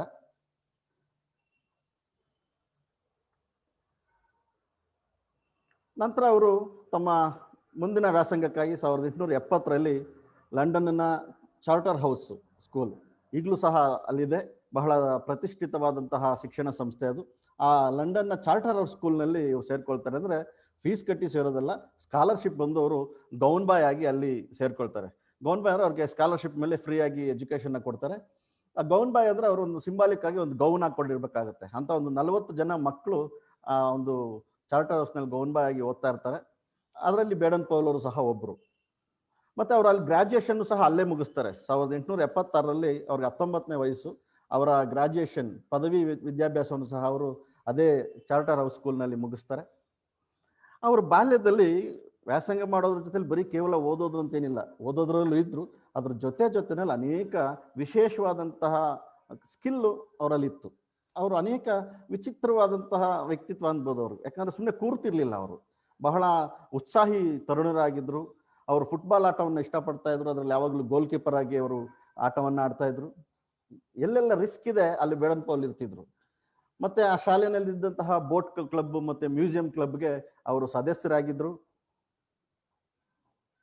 ಹಾಕಿ ಆಡ್ತಾ ಇದ್ರು, ರೈಫಲ್ ಕ್ಲಬ್ನಲ್ಲಿ ಇದ್ದರು. ಮತ್ತು ಅವರು ಸ್ಕೂಲ್ನಲ್ಲಿ ಕಾಯರ್ ಅಂತೇಳಿ 6 ವರ್ಷ ಇದ್ದರು. ಅಂದರೆ ಈ ಸ್ಕೂಲ್ನಲ್ಲಿ ಏನು ಪ್ರೇಯರ್ ಮಾಡಿಸ್ತಾರೆ, ಒಂದು ಟೀಮು ಲೀಡರ್ಸ್ ಏನಿರ್ತಾರೆ, ಆ ಒಂದು ಟೀಮ್ನಲ್ಲಿ ಅವರು 6 ವರ್ಷ ಇರ್ತಾರೆ. ಮತ್ತು ಅವರು ಅಲ್ಲಿ ಕೆಡೆಟ್ ಕ್ರಾಪ್ಗೂ ಸಹ ಸೇರ್ಕೊಳ್ತಾರೆ. ಅಲ್ಲಿ ಬ್ಯೂಗಲ್ ಊದುವಂಥ ಒಂದು ವಿದ್ಯಾರ್ಥಿಯಾಗಿ ಅವರು ಸೇರ್ಕೊಳ್ತಾರೆ. ಅವರು ಒಳ್ಳೆ ಮಿಮಿಕ್ರಿ ಆರ್ಟಿಸ್ಟ್ ಆಗಿದ್ದರು, ಒಳ್ಳೆ ಆ್ಯಕ್ಟರ್ ಆಗಿದ್ದರು. ಯಾವಾಗೆಲ್ಲ ಅವಕಾಶಗಳು ಸಿಗುತ್ತೆ, ಯಾವುದೇ ವೇದಿಕೆಗಳನ್ನ ಅವ್ರು ಮಿಸ್ ಮಾಡ್ಕೊಳ್ತಿರ್ಲಿಲ್ಲ. ಯಾವುದೇ ಚಾನ್ಸ್ ಸಿಕ್ಕರೂ ಅವ್ರು ಮುಂದೆ ಹೋಗಿ ನಾನು ಭಾಗವಹಿಸ್ತೀನಿ ಅಂತ ಇದ್ರು. ಆಲ್ರೌಂಡರ್ ಆಗಿದ್ರು ಅವರು. ಒಳ್ಳೆ ಮಿಮಿಕ್ರಿ ಮಾಡ್ತಾಯಿದ್ರು, ಒಳ್ಳೆ ಆ್ಯಕ್ಟರ್ ಆಗಿದ್ದರು, ಒಳ್ಳೆ ಸಿಂಗರ್ ಆಗಿದ್ದರು. ಮತ್ತು ಒಂದು ಗಿಟಾರ್ ವಯಲಿನ್ ಬಾರಿಸೋದ್ರಲ್ಲೂ ಸಹ ಅವರು ಕಲ್ತಿದ್ರು. ಕೇವಲ ಅಷ್ಟೇ ಅಲ್ಲ, ಅವರು ಬಾಲ್ಯದಲ್ಲಿ ಅವರ ಅಣ್ಣಂದ್ರ ಜೊತೆಯಲ್ಲಿ ಅವರು ಯಾವಾಗಲೂ ಹೈಕಿಂಗ್ ಹೋಗೋದು, ಸುತ್ತಾಡೋದಕ್ಕೆ ಹೋಗೋದು, ಕ್ಯಾಂಪ್ಗಳಿಗೆ ಹೋಗ್ತಕ್ಕಂಥದ್ದು, ಆಮೇಲೆ ನಾಲೆಗಳಲ್ಲಿ ಸಣ್ಣ ಸಣ್ಣ ಬೋಟ್ಗಳನ್ನ ಎತ್ಕೊಂಡು ನೀರಿನಲ್ಲಿ ಹೋಗಿ ಬರ್ತಕ್ಕಂಥದ್ದು. ಮತ್ತು ಸಮುದ್ರದಲ್ಲೂ ಸಹ ನಾರ್ತ್ ಸೀಯಿಂದ ಹಿಡ್ಕೊಂಡು ನಾರ್ವೆವರೆಗೂ ಅವರು ಸಮುದ್ರದಲ್ಲಿ ಸಣ್ಣ ಹಡಗಿನಲ್ಲಿ ಪ್ರಯಾಣಗಳನ್ನ ಮಾಡಿದ್ದಾರೆ. ಅಂಥ ಸಂದರ್ಭದಲ್ಲಿ ಬೇಡನ್ ಪವೆಲ್ ಅವರು ಅವ್ರ ಅಣ್ಣದಿರ ಜೊತೆಲಿ ಹೋಗ್ತಾ ಇದ್ದಿದ್ದು. ಬೇಡನ್ ಪವೆಲ್ ಅವರು ಕ್ಯಾಬಿನ್ ಬಾಯ್ ಆಗಿರ್ತಾ ಇದ್ರು. ಕ್ಯಾಬಿನಲ್ಲಿದ್ದು ಮತ್ತೆ ಅಲ್ಲಿ ಕುಕ್ ಮಾಡೋದು. ಅಣ್ಣಂದ್ರಿಗೆಲ್ಲ ಯಾರೆಲ್ಲ ಬೋಟಲ್ಲಿದ್ದರು ಅವ್ರಿಗೆಲ್ಲ ಅವ್ರಿಗೆ ಆಹಾರವನ್ನು ತಯಾರು ಮಾಡಿಕೊಡ್ತಕ್ಕಂಥ ಕೆಲಸ ಮಾಡ್ತಾಯಿದ್ರು. ಹಲವಾರು ಸಲ ಅವರು ಸೂಪ್ನ ಮಾಡಿ ಅದು ಕೆಟ್ಟೋದಾಗ ಅವರೇ ಪೂರ್ತಿ ಕುಡಿದು ಬಿಡ್ತಾ ಇದ್ರು ಅಂತೂ ಸಹ ಪುಸ್ತಕಗಳನ್ನ ನಾವು ಓದಬಹುದಾಗಿದೆ. ಅಂದರೆ ಅಡುಗೆ ಮಾಡೋದು ನಾವು ಅಷ್ಟು ಚೆನ್ನಾಗಿ ಕಲ್ತಿರಲಿಲ್ಲ. ನಂತರ ಅವರ ತಾಯಿಯವರ ಸಹಾಯದಿಂದ ಅವರು ಒಳ್ಳೆಯ ಅಡುಗೆಯನ್ನು ಮಾಡೋದು ಸಹ ಕಲ್ತ್ಕೊಂಡ್ರು ಅಂತೇಳಿ ನಾವು ಇತಿಹಾಸದಲ್ಲಿ ನೋಡ್ತೇವೆ. ಬೇಡನ್ ಪೌಲ್ ನಾನು ಆಗಲೇ ಹೇಳ್ದಂಗೆ ಅವರು ಆಲ್ರೌಂಡರು. ಅವರು ಫ್ರೆಂಚು ಮತ್ತು ಗ್ರೀಕ್ ಭಾಷೆಗಳನ್ನು ಸಹ ಕಲ್ತಿದ್ರು. ಆಮೇಲೆ ಈ ವ್ಯಂಗ್ಯ ಚಿತ್ರಗಳನ್ನು ಬರೀತಕ್ಕಂಥದ್ದನ್ನೇ ಕಲ್ತಿದ್ರು. ಒಳ್ಳೆಯ ಚಿತ್ರಕಲಾಕಾರರಾಗಿದ್ದರು. ಅವ್ರು ಬರೆದಿರ್ತಕ್ಕಂಥ ಅನೇಕ ಪುಸ್ತಕಗಳಲ್ಲಿ ಅವರದೇ ಆದಂತಹ ಚಿತ್ರವನ್ನು ನಾವು ನೋಡಬಹುದಾಗಿದೆ, ಅವರೇ ಬರೆದಿರ್ತಕ್ಕಂಥದ್ದು. ಮತ್ತು ಅವರು ಎರಡೂ ಕೈನಲ್ಲಿ ಚಿತ್ರಗಳನ್ನು ಬರೀತಾ ಇದ್ರು ಅಂತೇಳಿ. ಎರಡೂ ಕೈನಲ್ಲಿ ಚಿತ್ರ ಬರೀಬಹುದು, ಬಹುಶಃ ಕೆಲವರು ಬರೀತಾರೆ ಒಳ್ಳೆ ಚಿತ್ರಕಲಾಕಾರರು. ಆದರೆ ಎರಡೂ ಕೈನಲ್ಲಿ ಅಟ್ ಎ ಟೈಮ್ ಬೇರೆ ಬೇರೆ ಚಿತ್ರಗಳನ್ನು ಬರೀತಾ ಇದ್ರಂತೆ. ಅಷ್ಟು ಒಳ್ಳೆಯ ಚಿತ್ರಕಲಾಕಾರರಾಗಿದ್ದರು. ಅವ್ರು ಯಾವಾಗಲೂ ಇದು ಯಾಕೆ ಆಗೋದಿಲ್ಲ, ಇದು ಮಾಡಿದ್ರೆ ಪ್ರಯೋಜನ ಏನು, ಇದನ್ನು ಹೇಗೆ ಮಾಡಬಹುದು ಅಂತ ಯೋಚನೆ ಮಾಡ್ತಾ ಇದ್ರು. ಯಾವುದೇ ಕೆಲಸ ಇದು ನನಗೆ ಆಗಲ್ಲ ಬಿಡಪ್ಪ ಅಂತೇಳಿ ಕೈಕಟ್ಟು ಕೂರ್ತಿರ್ಲಿಲ್ಲ. ಅವ್ರು ಯಾವಾಗಲೂ ಅದನ್ನು ಕಲಿಯೋದಕ್ಕೆ ಪ್ರಯತ್ನ ಮಾಡ್ತಾಯಿದ್ರು. ಗೊತ್ತಿಲ್ಲ ಅನ್ನೋ ವಿಚಾರಗಳನ್ನ ಕಲ್ತ್ಕೊಂಡು ಅದನ್ನು ಅರ್ಥ ಮಾಡ್ಕೊಳ್ತಾ ಇದ್ರು, ಪ್ರಯತ್ನ ಮಾಡ್ತಾಯಿದ್ರು. ಅವರು ಸ್ಪೇರ್ ಟೈಮಲ್ಲಿ ನಾಟಕಗಳು, ನಾನು ಆಗಲೇ ಹೇಳ್ದಂಗೆ ಅವರು ಮುಂದಿನ ದಿನದಲ್ಲಿ ಮಿಲಿಟರಿ ಜೀವನದಲ್ಲಿ ನಾಟಕಗಳನ್ನ ಮಾಡಿದಂಥ ದೃಶ್ಯಗಳಿದ್ದು. ಆಗೆಲ್ಲ ಟಿ ವಿಗಳು, ರೇಡಿಯೋಗಳು ಮತ್ತು ಫಿಲಿಮ್ ಟಾಕೀಸ್ಗಳು ಇರಲಿಲ್ಲ. ನಮ್ಮ ಮನೋರಂಜನೆ ನಾವೇ ಮಾಡ್ಕೊಳ್ಬೇಕಿತ್ತು. ಹಾಗಾಗಿ ಅವರ ಮನೋರಂಜನೆಗಾಗಿ ಅವರೇ ನಾಟಕಗಳನ್ನ ಮಾಡ್ತಾಯಿದ್ರು. ಅವ್ರು ಯಾವಾಗ್ಲೂ ಜೋಕರ್ ಆಗೋದಕ್ಕೆ ಇಷ್ಟಪಡ್ತಾಯಿದ್ರು. ಅಂದರೆ ಎಲ್ಲರನ್ನು ನಗಿಸೋದು ಅವ್ರಿಗೆ ತುಂಬ ಇಷ್ಟ. ನಗುತ್ತಾ ಇರಬೇಕು ಮತ್ತು ಎಲ್ಲರನ್ನು ನಗಿಸ್ಬೇಕು ಅಂತಕ್ಕಂಥದ್ದು ಅವರ ಒಂದು ಕಾನ್ಸೆಪ್ಟು.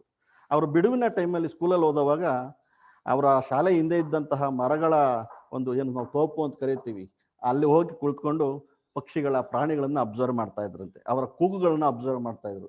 ಬೇಡನ್ ಪೌಲ್ ಅವರು ಎಷ್ಟು ಎಕ್ಸ್ಪರ್ಟ್ ಆಗಿದ್ರು ಅಂದರೆ ಪಕ್ಷಿಗಳ ಮಾತು ಬೇಡನ್ ಪೌಲ್ ಅವ್ರಿಗೆ ಅರ್ಥ ಆಗ್ತಾ ಇತ್ತು. ಅಷ್ಟು ಚೆನ್ನಾಗಿ ಅವ್ರು ಎಕ್ಸ್ಪರ್ಟ್ ಆಗಿದ್ರು. ಅದನ್ನು ಅಬ್ಸರ್ವ್ ಮಾಡಿ ಅಷ್ಟು ಕಲ್ತಿದ್ರು ಅವರು ಅಡುಗೆ ಮಾಡೋದನ್ನು ಇಷ್ಟಪಡ್ತಾ ಇದ್ರು. ಯಾವಾಗಲೂ ಒಬ್ಬರೇ ಹೋಗೋದು, ಕಡಿಮೆ ಬೆಂಕಿಯನ್ನು ಹಾಕ್ಕೊಂಡು ಅಡುಗೆಗಳನ್ನ ಮಾಡ್ತಕ್ಕಂಥದ್ದು, ವಿತೌಟ್ ಫೈರು ಅಡುಗೆಗಳನ್ನ ಮಾಡ್ತಕ್ಕಂಥದ್ದು, ನಾವು ಅದನ್ನು ಬ್ಯಾಕ್ವುಡ್ಸ್ಮನ್ ಕುಕ್ಕಿಂಗ್ ಅಂತ ಕರಿತೀವಿ. ಆ ಥರ ಎಲ್ಲ ಮಾಡ್ತಕ್ಕಂಥದ್ದನ್ನ ಅವ್ರು ಕಲಿತಾ ಇದ್ರು. ಮತ್ತು ಈ ಪೊದೆಗಳಲ್ಲಿ ಬಹಳ ಬೇಗ ಚಲಿಸೋದು, ಈ ಹಾವು ಚಲಿಸುತ್ತಲ್ಲ ಆ ರೀತಿ ಚಲಿಸ್ತಕ್ಕಂಥದ್ದನ್ನ ಅವ್ರು ಬಹಳ ಅಭ್ಯಾಸ ಚೆನ್ನಾಗಿ ಮಾಡಿದರು. ಮತ್ತು ಕಂಪಾಸನ್ನು ಇಟ್ಕೊಳ್ಳೋದು, ಮ್ಯಾಪನ್ನ ತಯಾರು ಮಾಡೋದು, ಮ್ಯಾಪನ್ನು ಫಾಲೋ ಮಾಡೋದು, ಮ್ಯಾಪ್ ರೀಡಿಂಗ್ ಅಂತೀವಿ. ಇವೆಲ್ಲ ಅವ್ರ ಬಾಲ್ಯದಿಂದಲೇ ಅವರು ಇವೆಲ್ಲ ಕಲಿತಾ ಇದ್ರು, ಪ್ರಾಕ್ಟೀಸ್ ಮಾಡ್ತಾಯಿದ್ರು. ಈ ಎಲ್ಲ ಕಲೆಗಳು ಅವರಿಗೆ ಮುಂದಿನ ಜೀವನದಲ್ಲಿ ಅವರ ಮುಂದೆ ಆರ್ಮಿಗೆ ಸೇರ್ಕೊಂಡ್ಮೇಲೆ ಈ ಎಲ್ಲ ಕಲೆಗಳು ಬಹಳಷ್ಟು ಉಪಯೋಗ ಆಗಿದೆ. ಅವರು ಅದರಿಂದ ಸಾಕಷ್ಟು ಕಷ್ಟಗಳಿಂದ ಹೊರಗಡೆ ಬಂದು ಸಾಧನೆಗಳನ್ನ ಮಾಡೋದಕ್ಕೆ ಸಹಾಯ ಆಗಿದೆ. ನೋಡಿ, ಇದು ಸಹ ಬೇಡನ್ ಪೌಲ್ ಒಂದು ನಾಟಕದಲ್ಲಿ ಜೋಕರ್ ಪಾತ್ರವನ್ನು ಮಾಡಿದ್ದಾರೆ. ಇಲ್ಲೂ ಸಹ ಕುಳಿತುಕೊಂಡಿರ್ತಕ್ಕಂಥವ್ರು ಬೇಡನ್ ಪೌಲ್.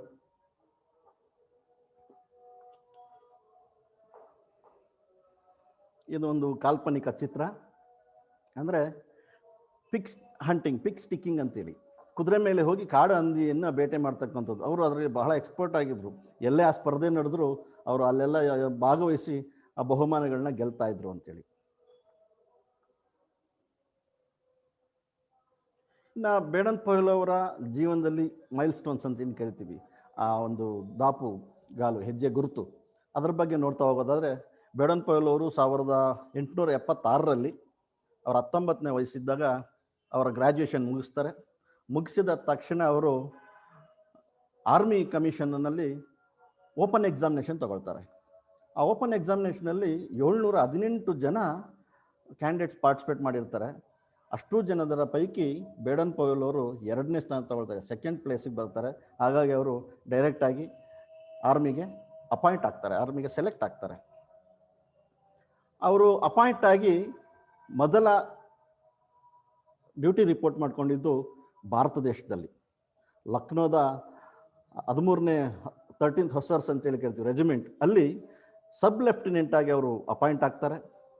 8 ವರ್ಷಗಳ ಕಾಲ ಅವರು ಭಾರತ ದೇಶದಲ್ಲೇ ಕೆಲಸ ಮಾಡ್ತಾರೆ. ಅಂದರೆ ಮೊದಲ 8 ವರ್ಷ ಅವ್ರಿಗೆ first experience is always best experience ಅಂತೇಳಿ ಹೇಳ್ತೇವೆ.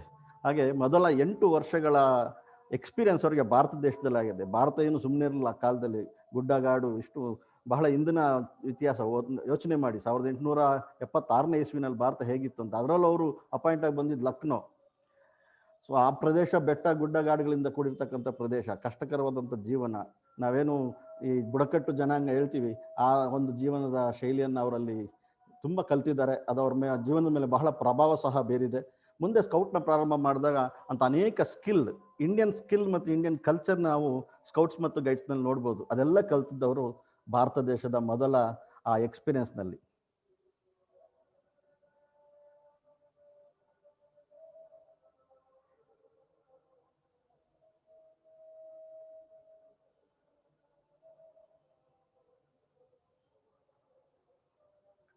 ಸಾವಿರದ 1883 ಆಗಲೂ ಸಹ ಭಾರತ ದೇಶದಲ್ಲಿ ಇದ್ದರು ಅವರು.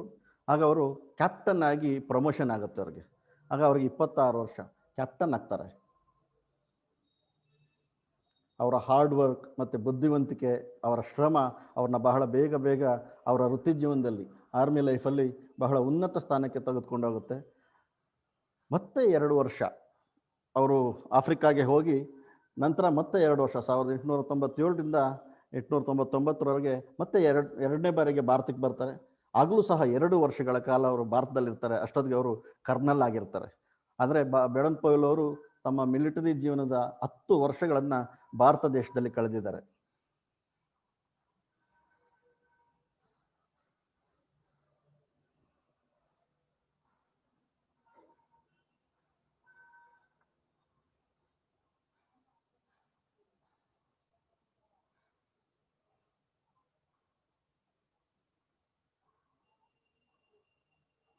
ಸಾವಿರದ 1901 ಬೇಡನ್ ಪವೆಲ್ ಅವರು ಮೇಜರ್ ಜನರಲ್ ಆಗಿ ಪ್ರಮೋಷನ್ ಹೊಂದ್ತಾರೆ.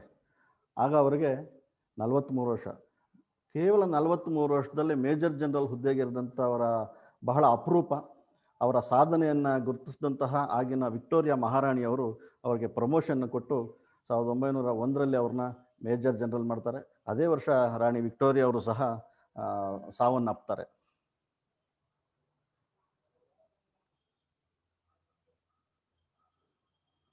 1907 ಬೇಡನ್ ಪವೆಲ್ ಅವರು ಲೆಫ್ಟಿನೆಂಟ್ ಜನರಲ್ ಆಗ್ತಾರೆ. ಲೆಫ್ಟಿನೆಂಟ್ ಜನರಲ್ ಅದು ತುಂಬ ಹೈಯೆಸ್ಟ್ ಪೊಸಿಷನ್. 50ನೇ ವರ್ಷಕ್ಕೆ ಅವರು ಲೆಫ್ಟಿನೆಂಟ್ ಜನರಲ್ ಆಗಿ ಪ್ರಮೋಷನ್ನ ಹೊಂದುತ್ತಾರೆ. ಇದರೆಲ್ಲ ಬರೀ ಇಸ್ವಿಗಳು, ಅವರ ಸ್ಥಾನ ಅಷ್ಟೇ ಅಲ್ಲ ಮುಖ್ಯ.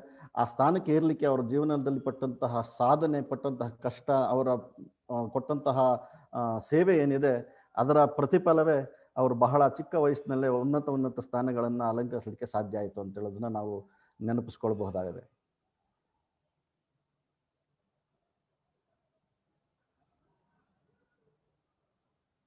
ಆಮೇಲೆ ಅವ್ರಿಗೆ ಕಾಡಲಿಕ್ಕೆ ಪ್ರಾರಂಭ ಆಗುತ್ತೆ ಮನಸ್ಸಿನಲ್ಲಿ ಒಂದು ಪ್ರಶ್ನೆ, service to the country in peace or war ಅಂತ.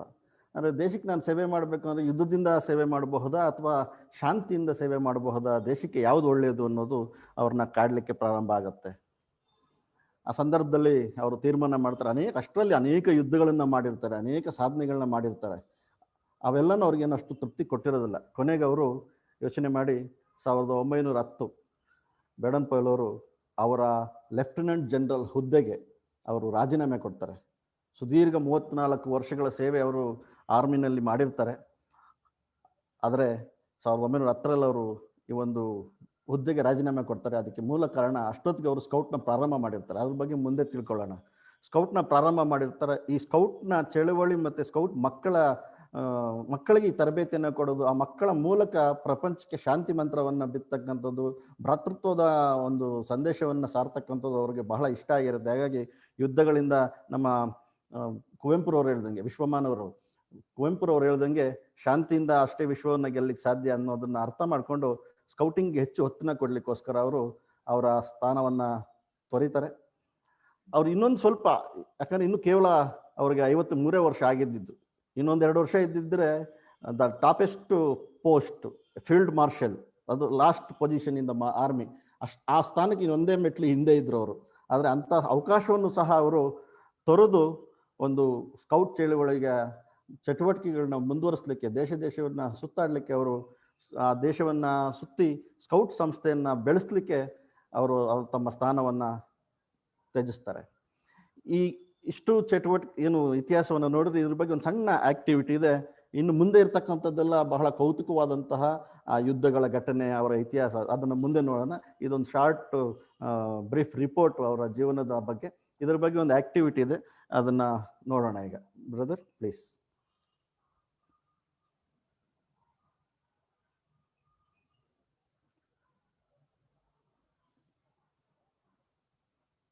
Brother, quiz.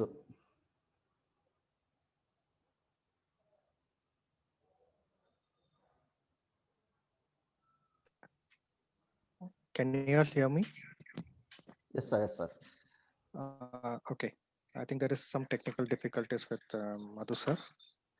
Uh, to all the participants, I hope you all are enjoying this life history of Baden-Powell from last some time. For a short time, we will have 8 poll questions like a quiz competition. We will be launching a poll with 8 questions, which will be displayed on your screen, and you can answer the question. You can tick the correct answers, whichever you know. So now the poll will be starting. The first question is, what is the full name of the founder of Scouting? You are hearing from last 20 minutes, you are all are hearing about this founder. You can say what is the full name of the founder of Scouting. Second question is birthday of the founder.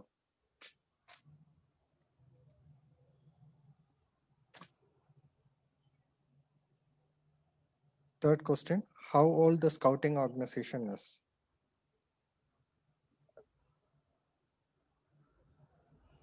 You can start putting your votes.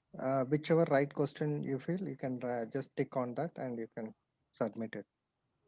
Fourth question, where the first experimental camp held. BP has started scouting with the experimental camp. If you know the place, you can just answer it.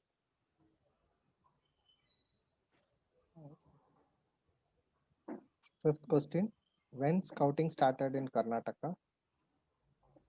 I think we will be hearing about it, about all this history when Karnataka scouting started in Karnataka.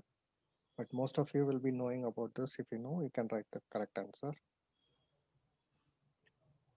When Scouting for Boys book published? Sixth question. Seventh question, what was the name of a town in South Africa BP saved with his army?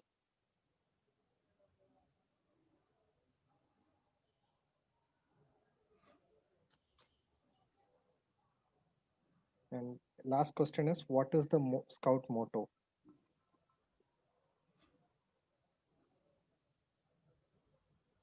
The poll will end in 30 seconds. Another 30 seconds we have.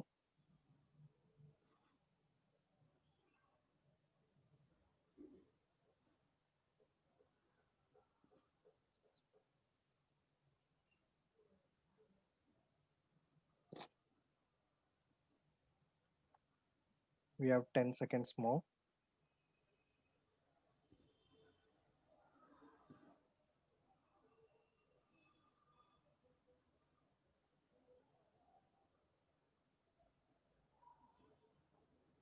Okay, now we all will see the results. The first question, what is the full name of the founder of Scouting? It is all 4 answers are correct, but full name is Lord Robert Stephenson Smith Baden-Powell, which 94% of the people have answered. Second question is birthday of the founder. It is 22nd February. 85% of the people have answered correctly.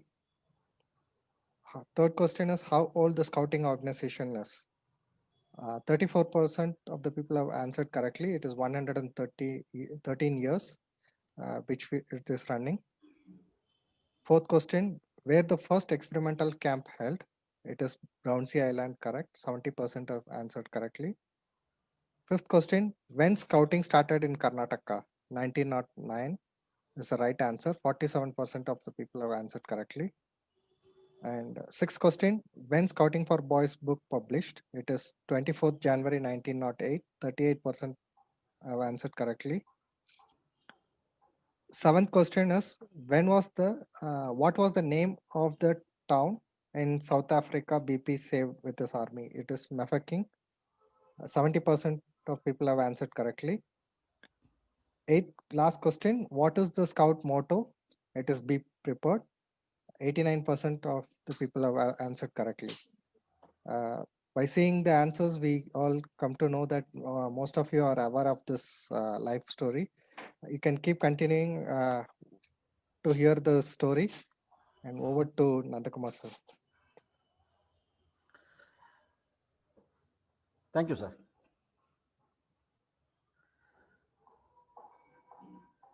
So ಅವರ ಜೀವನದಲ್ಲಿ ಕೆಲವು ಘಟನೆಗಳನ್ನಷ್ಟೇ ನಾನು ಹೇಳ್ತಾ ಹೋಗ್ತೇನೆ. 1888 1888 camping ಇನ್ ಝೂಲುಲ್ಯಾಂಡ್, ಇದು ನಾವು ಎಲ್ಲ ನೆನ್ಪಿಟ್ಕೊಳ್ಬೇಕಾದಂಥ ಒಂದು ಪಾಯಿಂಟ್, ಹಿಸ್ಟ್ರಿ. ಝೂಲು ದೇಶ ಏನಿದೆ ಅದು ಆ ಸಂದರ್ಭದಲ್ಲಿ 8 ಭಾಗಗಳಾಗಿ ಡಿವೈಡ್ ಆಗಿಬಿಡುತ್ತೆ.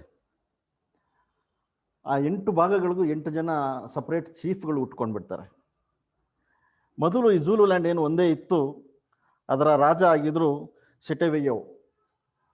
ಅವರ ಮಗ ಡಿನುಝುಲು, ಈ ಮಣಿಗಳ ಹಾರವನ್ನು ಹಾಕ್ಕೊಂಡು ನಿಂತಿದ್ದಾನೆ, ಆಫ್ರಿಕನ್, ಅವನೇ ಡಿನುಝುಲು. ಆ ಡಿನುಝುಲು ಒಂದು ಝೂಲು ಪ್ರಾಂತ್ಯದ ರಾಜ ಆಗ್ತಾನೆ. ಆಗ ಈ 8 ಭಾಗ ಏನಾಗುತ್ತೆ, ಅದರಲ್ಲಿ ಒಂದು ಪ್ರಾಂತ್ಯಕ್ಕೆ ಡಿನುಝುಲು ರಾಜ ಆಗ್ತಾನೆ. ಡಿನುಝುಲು ಸ್ವಲ್ಪ ದಿನ ಆದಮೇಲೆ ಬ್ರಿಟಿಷರ ವಿರುದ್ಧವಾಗಿ ದಂಗೆದ್ಬಿಡ್ತಾನೆ. ಅವ್ರನ್ನ ಅಪೋಸ್ ಮಾಡೋದಕ್ಕೆ ಶುರು ಮಾಡ್ತಾನೆ. ಆ ಸಂದರ್ಭದಲ್ಲಿ ಅವ್ರನ್ನ ಮಟ್ಟ ಹಾಕಲಿಕ್ಕೆ ಬೇಡನ್ ಪವೆಲ್ ಅವರ ನೇತೃತ್ವದಲ್ಲಿ ಒಂದು ಯುದ್ಧ ಆಗುತ್ತೆ. ಆ ಯುದ್ಧದ ಸಂದರ್ಭದಲ್ಲಿ ಬೇಡನ್ ಪವೆಲ್ ಅವರು ಮಿಲಿಟರಿ ಸೆಕ್ರೆಟರಿ ಆಗಿ ಮತ್ತು ಇಂಟೆಲಿಜೆನ್ಸ್ ಆಫೀಸರ್ ಆಗಿ ಆ ಒಂದು ಜವಾಬ್ದಾರಿನ ನಿಭಾಯಿಸ್ತಾರೆ. ಝೂಲುಸ್ಗೂ ಮತ್ತು ಬ್ರಿಟಿಷರ್ಸ್ಗೂ ಅಂದರೆ ಆರ್ಮಿಗೂ ಯುದ್ಧ ಆಗುತ್ತೆ. 1888 ಝೂಲುಲ್ಯಾಂಡ್ ಅಂತ ಹೆಡ್ಡಿಂಗ್ ಸುಮ್ಮನೆ ಶಾರ್ಟ್ ಆಗಿ ಬರ್ಕೊಳ್ತಾ ಹೋಗಿ, ಇನ್ಸಿಡೆಂಟು ಮತ್ತು ಇಯರು. ಈ ಪ್ರತಿ ಘಟನೆಯಿಂದ ಒಂದೊಂದು ನೆನಪಿನ ಕಾಣಿಕೆ ಅದರಲ್ಲಿ ನಮ್ಮ ಸ್ಕೌಟಿಂಗ್ನಲ್ಲಿ ಮುಂದೆ ಅದನ್ನು ನಾವು ನೋಡ್ತಾ ಹೋಗ್ಬೋದು. ಹಾಗಾಗಿ ಅದನ್ನೆಲ್ಲ ಅಬ್ಸರ್ವ್ ಮಾಡಿ ಶಾರ್ಟ್ ಆಗಿ ಬರ್ಕೊಳ್ಳಿ ಅಂತೇಳಿ ನಾನು ರಿಕ್ವೆಸ್ಟ್ ಮಾಡ್ತೇನೆ. ಈ ಪದಗಳೆಲ್ಲ ಮುಂದೆ ನಿಮಗೆ ಬಳಕೆಗೆ ಬರುತ್ತೆ. ಡಿನುಝುಲು ಅಂದರೆ ಆ ಝೂಲುಸ್ ಕೈಯಲ್ಲಿ ಬೇಡನ್ ಪವೆಲ್ ಅವ್ರನ್ನ ಸೋಲಿಸೋದಕ್ಕಾಗೋದಿಲ್ಲ. ಕೊನೆಗೆ ಅವರು ಡಿನುಝುಲು ಏನು ಮಾಡ್ತಾನೆ, ಅಪ್ಸ್ಕ್ಯಾಂಡ್ ಆಗಿಬಿಡ್ತಾನೆ, ಓಡೋಗ್ಬಿಡ್ತಾನೆ, ಸೋಲನ್ನ ಒಪ್ಕೊಂಡು ಓಡೋಗ್ಬಿಡ್ತಾನೆ. ಆ ಸಂದರ್ಭದಲ್ಲಿ ಬೇಡನ್ ಪವೆಲ್ ಅವರು ಅವನ ವಾಸ ಇದ್ದಂಥ ಒಂದು ಗುಡಿಸಲಿಗೆ ಪ್ರವೇಶ ಮಾಡ್ತಾರೆ. ಅಲ್ಲಿ ಅನೇಕ ವಸ್ತುಗಳು ಸಿಗುತ್ತೆ ಬೇಡನ್ ಪವೆಲ್ಗೆ, ಅವನ ರಾಜನ ವಸ್ತುಗಳು. ಅದರಲ್ಲಿ ಒಂದು ಬಹಳ ಇಂಪಾರ್ಟೆಂಟ್, ಅವನು ಕತ್ತಲ್ಲಿ ಹಾಕ್ಕೊಂಡಿದ್ದಾನೆ ಮಣಿ, ಮತ್ತು ನಾವು ಪಕ್ಕದಲ್ಲೂ ಸಹ ನೋಡ್ಬೋದು ಮಣಿಗಳ ಹಾರನೇ ಇದೆ ಅಲ್ಲಿ. ಈ ಮಣಿಗಳ ಹಾರ ಅವರು ಸಿಂಬಾಲಿಕ್ ಆಗಿ ಹಾಕ್ಕೊಳ್ತಾ ಇದ್ದು, ಮಹಾರಾಜರು, ಆ ಜನಾಂಗದ ರಾಜರುಗಳು ಅದನ್ನು ಹಾಕ್ಕೊಳ್ತಾ ಇದ್ದಂಥ ಹಾರ ಅದು. 10,000 ಮಣಿಗಳಿತ್ತು, 10,000 ಬೀಡ್ಸ್ ಇತ್ತು ಆ ಹಾರದಲ್ಲಿ. ಆ ಹಾರವನ್ನು ಅವರು ಹಾಕ್ಕೊಳ್ತಾ ಇದ್ರು. ಅದನ್ನು ಹಾಕ್ಕೊಂಡಂಥವನು ಮಹಾರಾಜ ಅಂತೇಳಿ ಸಿಂಬಾಲಿಕ್ ಆಗಿ ಅದೊಂದು ಇದು. ಅದು ಬೇಡನ್ ಪವೆಲ್ ಅವರಿಗೆ ಸಿಗುತ್ತೆ. ಅವರು ಅದರ ಮಾಲೀಕರಾಗ್ತಾರೆ, ಯಾಕಂದ್ರೆ ಅವ್ರು ಗೆದ್ದು ಪಡೆದಂಥದ್ದು ರಾಜನ ಒಂದು ಇದನ್ನು. ಆ ಒಂದು ಮಣಿಗಳನ್ನು ಬೇಡನ್ ಪವೆಲ್ ಅವರು ತಂದು ಇಟ್ಕೊಂಡಿರ್ತಾರೆ. ನಂತರ ತಡವಾಗಿ 1919ನೇ ಸಂದರ್ಭಕ್ಕೆ ಬೇಡನ್ ಪವೆಲ್ ಅವರು ಸ್ಕೌಟ್ ಮಾಸ್ಟರ್ಗಳಿಗೆ ಅಂತೇಳಿ ತರಬೇತಿಯನ್ನು ಕೊಡ್ತಾರೆ, ಟ್ರೈನಿಂಗ್ ಕೊಡ್ತಾರೆ ಟೀಚರ್ಸ್ಗೆ. ಆವಾಗ ಟ್ರೈನಿಂಗ್ ಪಡ್ಕೊಂಡ್ರೆ ಎಲ್ಲ ಟೀಚರ್ಸ್ಗೂ ಆ 2 ಮಣಿಗಳನ್ನ ಸಿಂಬಾಲಿಕ್ ಆಗಿ ಯಾರು ಮಣಿಗಳು ಹಾಕೊಳ್ತಾರೆ ಅವ್ರು ಸ್ಕೌಟ್ ಮಾಸ್ಟ್ರು ಅಂತೇಳಿ ಅದನ್ನು ಕೊಡೋದಕ್ಕೆ ಪ್ರಾರಂಭ ಮಾಡ್ತಾರೆ. ಈಗಲೂ ಸಹ ಇದು ಮುಂದುವರೆದಿದೆ, ನೀವು ನೋಡಬಹುದು. ಹಿಮಾಲಯ ವುಡ್ ಬ್ಯಾಡ್ಜ್ ಆದಂಥವ್ರು, ALT ಆದಂಥವ್ರು, LT ಆದಂಥವ್ರು 2 ಮಣಿ, 3 ಮಣಿ, 4 ಮಣಿಗಳನ್ನ ಹಾಕ್ಕೊಳ್ತೇವೆ. ಆ ಮಣಿಗಳು ಅಂದರೆ ಅದು ಡಿನುಝುಲು ನೆಕ್ಲೆಸ್ ಅಲ್ಲ, ಅದೆಲ್ಲ ಖಾಲಿ ಆಗಿದೆ. ಬೇಡನ್ ಪವೆಲ್ ಅವರು ಅವರ ಅವಧಿನಲ್ಲಿ ಅದನ್ನು ಹಂಚಿ ಖಾಲಿ ಮಾಡಿದ್ದಾರೆ. ಅದರ ಸಾಂಕೇತಿಕವಾಗಿ ಈಗಲೂ ಸಹ ಯಾರು ವುಡ್ ಬ್ಯಾಡ್ಜ್ ತರಬೇತಿ ALT LT ಮಾಡ್ಕೊಳ್ತಾರೆ ಅವ್ರಿಗೆ ಆ ಒಂದು ಮಣಿಗಳನ್ನ ಕೊಡೋದು ಸಂಪ್ರದಾಯ ಇದೆ. ಆ ಮಣಿಗಳು ನಮ್ಮ ಮಧ್ಯಪ್ರದೇಶದ ಪಚ್ಚಮಣಿನಲ್ಲಿ ರೆಡಿ ಮಾಡ್ತಾರೆ. ಆ ಮಣಿಗಳ ಹಾಕ್ಕೊಳ್ತಕ್ಕಂಥ ಒಂದು ಪದ್ಧತಿ ಬಂದಿದ್ದು ಡಿನುಝುಲುಯಿಂದ. ಡಿನುಝುಲು ಕತ್ತಲಿದ್ದಂಥ ನೆಕ್ಲೆಸ್. 1895ರಲ್ಲಿ ಅಶಾಂತಿ ಟ್ರೈಬ್ಸ್ ವಾರ್ ಆಗುತ್ತೆ. ಇದು ಬಹಳ ಒಂದು ನಮಗೆ ಬಹಳ ಟಚ್ ಇರ್ತಕ್ಕಂಥ, ನಮಗೆ ಬಹಳ ನೆನಪಲ್ಲಿ ಉಳಿಬೇಕಾದಂಥ ಒಂದು ಯುದ್ಧ ಆಗುತ್ತೆ. ಇದ್ರ ಬಗ್ಗೆ ಮುಂದೆ ಹೇಳ್ತೀನಿ. ಪ್ರಂಪೆ ಒನ್ ಅಂತಕ್ಕಂಥವನು ಅಶಾಂತಿ ಜನಾಂಗದ ನಾಯಕನಾಗಿ, ರಾಜನಾಗಿ ಆಯ್ಕೆ ಆಗ್ತಾನೆ. ಅವನು 1888ರಿಂದ 1931ವರೆಗೂ ಆ ಒಂದು ಅಶಾಂತಿ ಜನಾಂಗದ ಮುಖಂಡನಾಗಿ, ರಾಜನಾಗಿ ಮುಂದುವರಿತಾನೆ. ಆದರೆ 1894ನೇ ಇಸ್ವಿ ಸಂದರ್ಭದಲ್ಲಿ ಅವರಲ್ಲೇ ಅಶಾಂತಿ ಟ್ರೈಬ್ಸ್ ಮಧ್ಯದಲ್ಲಿ ಒಡಕು ಮೂಡುತ್ತೆ, ಸಂಬಂಧಗಳು ಕೆಡುತ್ತೆ, ಆಡಳಿತ ಕುಸಿಯುತ್ತೆ, ಆಡಳಿತ ಯಂತ್ರ ಹಾಳಾಗತ್ತೆ. ಅಂಥ ಸಂದರ್ಭದಲ್ಲಿ ಆಗಿನ ಗೋಲ್ಡ್ ಕೋಸ್ಟ್ ಸರ್ಕಾರ ಇತ್ತು. ಅವರು ಈ ಪ್ರಂಪೆಗೆ ಕರೆದು ಹೇಳ್ತಾರೆ, ನಿನ್ನ ಕೈಲಿ ಸರ್ಕಾರ ನಡೆಸ್ಲಿಕ್ಕೆ ಆಗ್ತಿಲ್ಲ, ಆಡಳಿತ ಮಾಡ್ಲಿಕ್ಕೆ ಆಗ್ತಿಲ್ಲ. ನಿಮ್ಮ ಪೂರ್ವಿಕರು ಅಂದರೆ ನಿಮ್ಮ ಏನ್ಷಿಯಂಟ್ಸು 1874ರಲ್ಲಿ ನಮಗೆ ಮಾತು ಕೊಟ್ಟಿದ್ದಾರೆ, ಅದರಂತೆ ನೀವು ಎಲ್ಲಿವರೆಗೂ ಚೆನ್ನಾಗಿ ಆಡಳಿತ ಮಾಡ್ಕೊಂಡು ಹೋಗ್ತೀರಾ ಅಲ್ಲಿವರೆಗೂ ನೀವು ರಾಜರಾಗಿರ್ತೀರ. ನಿಮ್ಮಲ್ಲಿ ಏನಾದರೂ ತೊಂದರೆ ಆಗಿ ನಿಮ್ಮನ್ನು ಆಡಲಿಕ್ಕೆ ನಿಮ್ಮ ಕೈಲಿ ಆಗಲಿಲ್ಲ ಅಂದಾಗ ನೀವು ನಮ್ಮ ರಕ್ಷಣೆಗೆ ಅಂದ್ರೆ ನಮ್ಮ ಆಡಳಿತಕ್ಕೆ ಒಳಪಡಬೇಕು ಅಂತೇಳಿ ಒಪ್ಪಂದ ಆಗಿರುತ್ತೆ 1874 ಅದನ್ನು ನೆನಪಿಸ್ತಾರೆ. ಅವನಿಗೆ ರಿಕ್ವೆಸ್ಟ್ ಮಾಡ್ತಾರೆ, ಸಜೆಸ್ಟ್ ಮಾಡ್ತಾರೆ ಪ್ರೊಂಪೆಗೆ, ನೀನು ಬಿಟ್ಕೊಡು, ನಿನ್ನ ಕೈಲಿ ಆಗೋದಿಲ್ಲ, ನಾವು ಇನ್ನು ಜನಗಳ ಸೇವೆಯನ್ನು ಜನಗಳ ರಕ್ಷಣೆಯನ್ನು ನಾವು ಮಾಡ್ತೇವೆ ಅಂತ. ಆದರೆ ಪ್ರೊಂಪೆ ಅದನ್ನು ತಿರಸ್ಕರಿಸ್ತಾನೆ, ಒಪ್ಪೋದಿಲ್ಲ ಅವನು. ಇಲ್ಲ, ನಾನು ರಾಜನಾಗಿ ಇರ್ತೀನಿ, ನಾನು ಬಿಡೋದಿಲ್ಲ ಅಂತಾನೆ. ಆಗ ಯುದ್ಧ ಪ್ರಾರಂಭ ಆಗುತ್ತೆ. ಈ ಅಶಾಂತಿ ಜನಾಂಗದವರು ಏನಿದ್ರು ಅವ್ರು ಬಹಳ ಗಟ್ಟಿಮುಟ್ಟಾಗಿದ್ದಂತಹ ಒಂದು ಜನ, ಬಹಳ ವೀರರು ಶೂರರು ಆಗಿದ್ರು. ಮತ್ತು ಅವರಲ್ಲಿ ಬಹಳ ಸ್ಕಿಲ್ ಇತ್ತು, ಯುದ್ಧ ಪರಿಣಿತಿ ಅವರಲ್ಲಿತ್ತು. ಮತ್ತು ಅವರಿದ್ದಂತಹ ಸ್ಥಳ ಸಹ ಅಷ್ಟೇನು ಸುಲಭವಾಗಿರಲಿಲ್ಲ. ಗುಡ್ಡ ಗಾಡುಗಳು, ಕಾಡಿನ ನಡುವೆ ಅವರ ವಾಸ ಇದ್ದಂತಹ ಪ್ರದೇಶಗಳಿತ್ತು. ಆ ಕಡೆ ಬೆಟ್ಟ, ಈ ಕಡೆ ಬೆಟ್ಟ, ಅಲ್ಲಲ್ಲಿ ಹೊಳೆಗಳು, ನದಿಗಳು, ಕಾಲುವೆಗಳು ಹರಿತಾ ಇತ್ತು. ಅಲ್ಲಲ್ಲಿ ಒಂದೊಂದು ಹಟ್ಟಿ, ಗುಡ್ಡ ಅಂತೆಲ್ಲ ಕರಿತೀವಿ, ಹಳ್ಳಿ ಅಂತೇಳಿ ಇವಾಗ ಭಾವಿಸ್ತೀವಿ ನಾವು. ಆ ರೀತಿ ಅಲ್ಲಿ ಬೆಟ್ಟದಿಂದ ಆ ಕಡೆ ಒಂದಷ್ಟು ಮನೆಗಳು, ಅಲ್ಲೊಂದಷ್ಟು ಜನ, ಈ ಕಡೆ ಒಂದಷ್ಟು ಜನ ಈ ರೀತಿ ಇರ್ತಾ ಇದ್ರು. ಅವರು ಮೆಸೇಜ್ಗಳನ್ನ ಕೊಡಬೇಕಾದ್ರೆ ಈ ರೀತಿ ಡ್ರಮ್ಗಳನ್ನ ಬಾರಿಸ್ತಾ ಇದ್ರು. ಅವ್ರು ಅದರಲ್ಲಿ ಒಂದು ಸಿಂಬಲ್ ಇಟ್ಕೊಂಡಿದ್ರು, ಕೋಡ್ ಇಟ್ಕೊಂಡಿದ್ರು. ನಾವೀಗ ವಿಜುವಲ್ ಸಿಗ್ನಲ್ಸ್ ಎಲ್ಲ ಕೊಡ್ತೇವೆ, ಅದರಲ್ಲಿ ಒಂದು ಮೆಸೇಜ್ ಇರುತ್ತೆ. ಅದೇ ರೀತಿ ಈ ಡ್ರಮ್ಗಳನ್ನ ಬಾರಿಸೋದ್ರ ಮೂಲಕ ಅವರು ಮೆಸೇಜ್ನ ಪಾಸ್ ಮಾಡ್ತಾ ಇದ್ರು. ಈ ಕಡೆ ಗುಡ್ಡದಿಂದ ಆ ಕಡೆ ಗುಡ್ಡ ಕೇಳಿಸ್ಲಿ ಅಂತ ಅವ್ರದ್ದೇ ಆದಂಥ ಒಂದು ಸಿಂಬಲ್ ಇಟ್ಕೊಂಡಿದ್ರು. ಅವರ ರಾಜಧಾನಿ ಬಂದು ಕುಮಾಸಿಗೆ ಬೇಡನ್ ಪವೆಲ್ ಅವರು ಹೋಗ್ಬೇಕಾಗತ್ತೆ. ಅವರ ಕಮಾಂಡೆಡ್ ಆಗಿ ಒಂದು ಆರ್ಮಿ ಟೀಮ್ ಏನಾಗುತ್ತೆ, ಅದರ ಕಮಾಂಡೆಡ್ ಆಗಿ ಅವರು ಅಲ್ಲಿ ಪ್ರೊಂಪೆನ ಸೋಲಿಸ್ಲಿಕ್ಕೋಸ್ಕರ ಮುಂದುವರಿತಾರೆ. ರಸ್ತೆನಲ್ಲಿ ಹೋಗ್ಬೇಕಾದ್ರೆ ಅನೇಕ ಹಳ್ಳ, ಹೊಳೆ, ಕಾಲುವೆಗಳು ಸಿಗುತ್ತೆ, ಅದಕ್ಕೆಲ್ಲ ಬ್ರಿಡ್ಜ್ಗಳನ್ನ ಕಟ್ಕೊಡ್ತಾ ಹೋಗ್ತಾರೆ. ಮತ್ತು ಎಲ್ಲೆಲ್ಲ ಎತ್ತರವಾದಂಥ ಪ್ರದೇಶ ಸಿಗುತ್ತೆ ಅಲ್ಲೆಲ್ಲ ಟವರ್ಗಳನ್ನ ಕಟ್ಟಿ, ಇನ್ನು ಟವರ್ ಕಟ್ಟೋದು ಏನಕ್ಕೆ ಅಂದರೆ ಟವರ್ ಮೇಲೆ ನಿಂತಷ್ಟು ಪ್ರದೇಶ ಹೆಚ್ಚು ಕಾಣುತ್ತೆ, ಏನು ನಡೀತಾ ಇದೆ ನಮ್ಮ ಸುತ್ತ ಅನ್ನೋದು ಗುರ್ತಿಡಿಬೋದು ಅಂತೇಳಿ ಟವರ್ಗಳನ್ನ ಕಟ್ಕೊಂಡು ಹೋಗ್ತಾರೆ. ಇವರು ಮೊದಲ ತಂಡ ಮುಂದೆ ಹೋಗುತ್ತೆ, ಇದು ಬಹಳ ಜವಾಬ್ದಾರಿ ಇರುತ್ತೆ, ಅವೆಲ್ಲ ಕಟ್ಕೊಳ್ತಾ ಮುಂದೆ ಹೋಗ್ತಾರೆ. ಇದು ವೆಸ್ಟ್ ಆಫ್ರಿಕಾದಲ್ಲಿ ಇರ್ತಕ್ಕಂಥ ಒಂದು ಪ್ರದೇಶ. ಅಲ್ಲಿ ಯುದ್ಧ ಆಗುತ್ತೆ. ಬೇಡನ್ ಪವೆಲ್ ಅವರು ಮತ್ತು ಅಶಾಂತಿ ಜನಾಂಗದವರು ಮುಖಾಮುಖಿ ಆಗ್ತಾರೆ, ಯುದ್ಧ ಮಾಡ್ತಾರೆ. ಆದರೆ ಇಲ್ಲಿ ನಾವು ಗಮನಿಸಬೇಕಾದ್ರೆ ಏನಪ್ಪ ಅಂದರೆ, ಅಶಾಂತಿ ಜನಾಂಗದವರು ಹೇಡಿಗಳಲ್ಲ. ಯಾಕಂದರೆ ಅವ್ರಿಗೊಂದು ಸ್ಲೋಗನ್ ಇತ್ತು, if I go forward I dye, if I go backward I dye, better go forward and dye ಅಂತಕ್ಕಂಥದ್ದು ಅವ್ರ ಸ್ಲೋಗನ್. ನಾವು ಏನನ್ನ ಹೇಳ್ತೀವಿ ಅದನ್ನೇ ಮಾಡ್ತೇವೆ ಸಾಮಾನ್ಯವಾಗಿ. ಅದೇ ರೀತಿ ಅವ್ರ ಸ್ಲೋಗನ್ನಲ್ಲೇ ಹೇಳ್ತಾ ಇತ್ತವರು, ನಾನು ಮುಂದೆ ಹೋದ್ರು ಸಾಯ್ತೀನಿ. ಅಂದರೆ ಯುದ್ಧದ ಸಂದರ್ಭದಲ್ಲಿ ನಾನು ಮುಂದೆ ಹೋದ್ರು ಸಾಯ್ತೇನೆ, ಹಿಂದೆ ಹೋದ್ರು ಸಾಯ್ತೇನೆ, ಹಿಂದೆ ಹೋಗಿ ಹೇಡಿಯಾಗಿ ಸಾಯೋದಕ್ಕಿಂತಲೂ ಮುಂದೆ ಹೋಗಿ ಶೂರನಾಗಿ ಸಾಯೋದ್ ಮೇಲು ಅಂತೇಳಿ ಅವರು ಆ ರೀತಿಯ ಒಂದು ಧೈರ್ಯವಂತರಾಗಿದ್ರು. ಪ್ರಾಣ ಹೋಗೋವರೆಗೂ, ಕೊನೆಯ ಗಳಿಗೆವರೆಗೂ ಯುದ್ಧ ಮಾಡ್ತಾ ಇದ್ರು, ಹೋರಾಟ ಮಾಡ್ತಾ ಇದ್ರು. ಅಂಥ ಜನ ಅವರು. ಅವ್ರ ಮೇಲೆ ಯುದ್ಧವನ್ನು ಮಾಡಬೇಕಂತ ಪರಿಸ್ಥಿತಿ ಬರುತ್ತೆ. ಕೊನೆಗೂ ಯುದ್ಧ ಆಗುತ್ತೆ.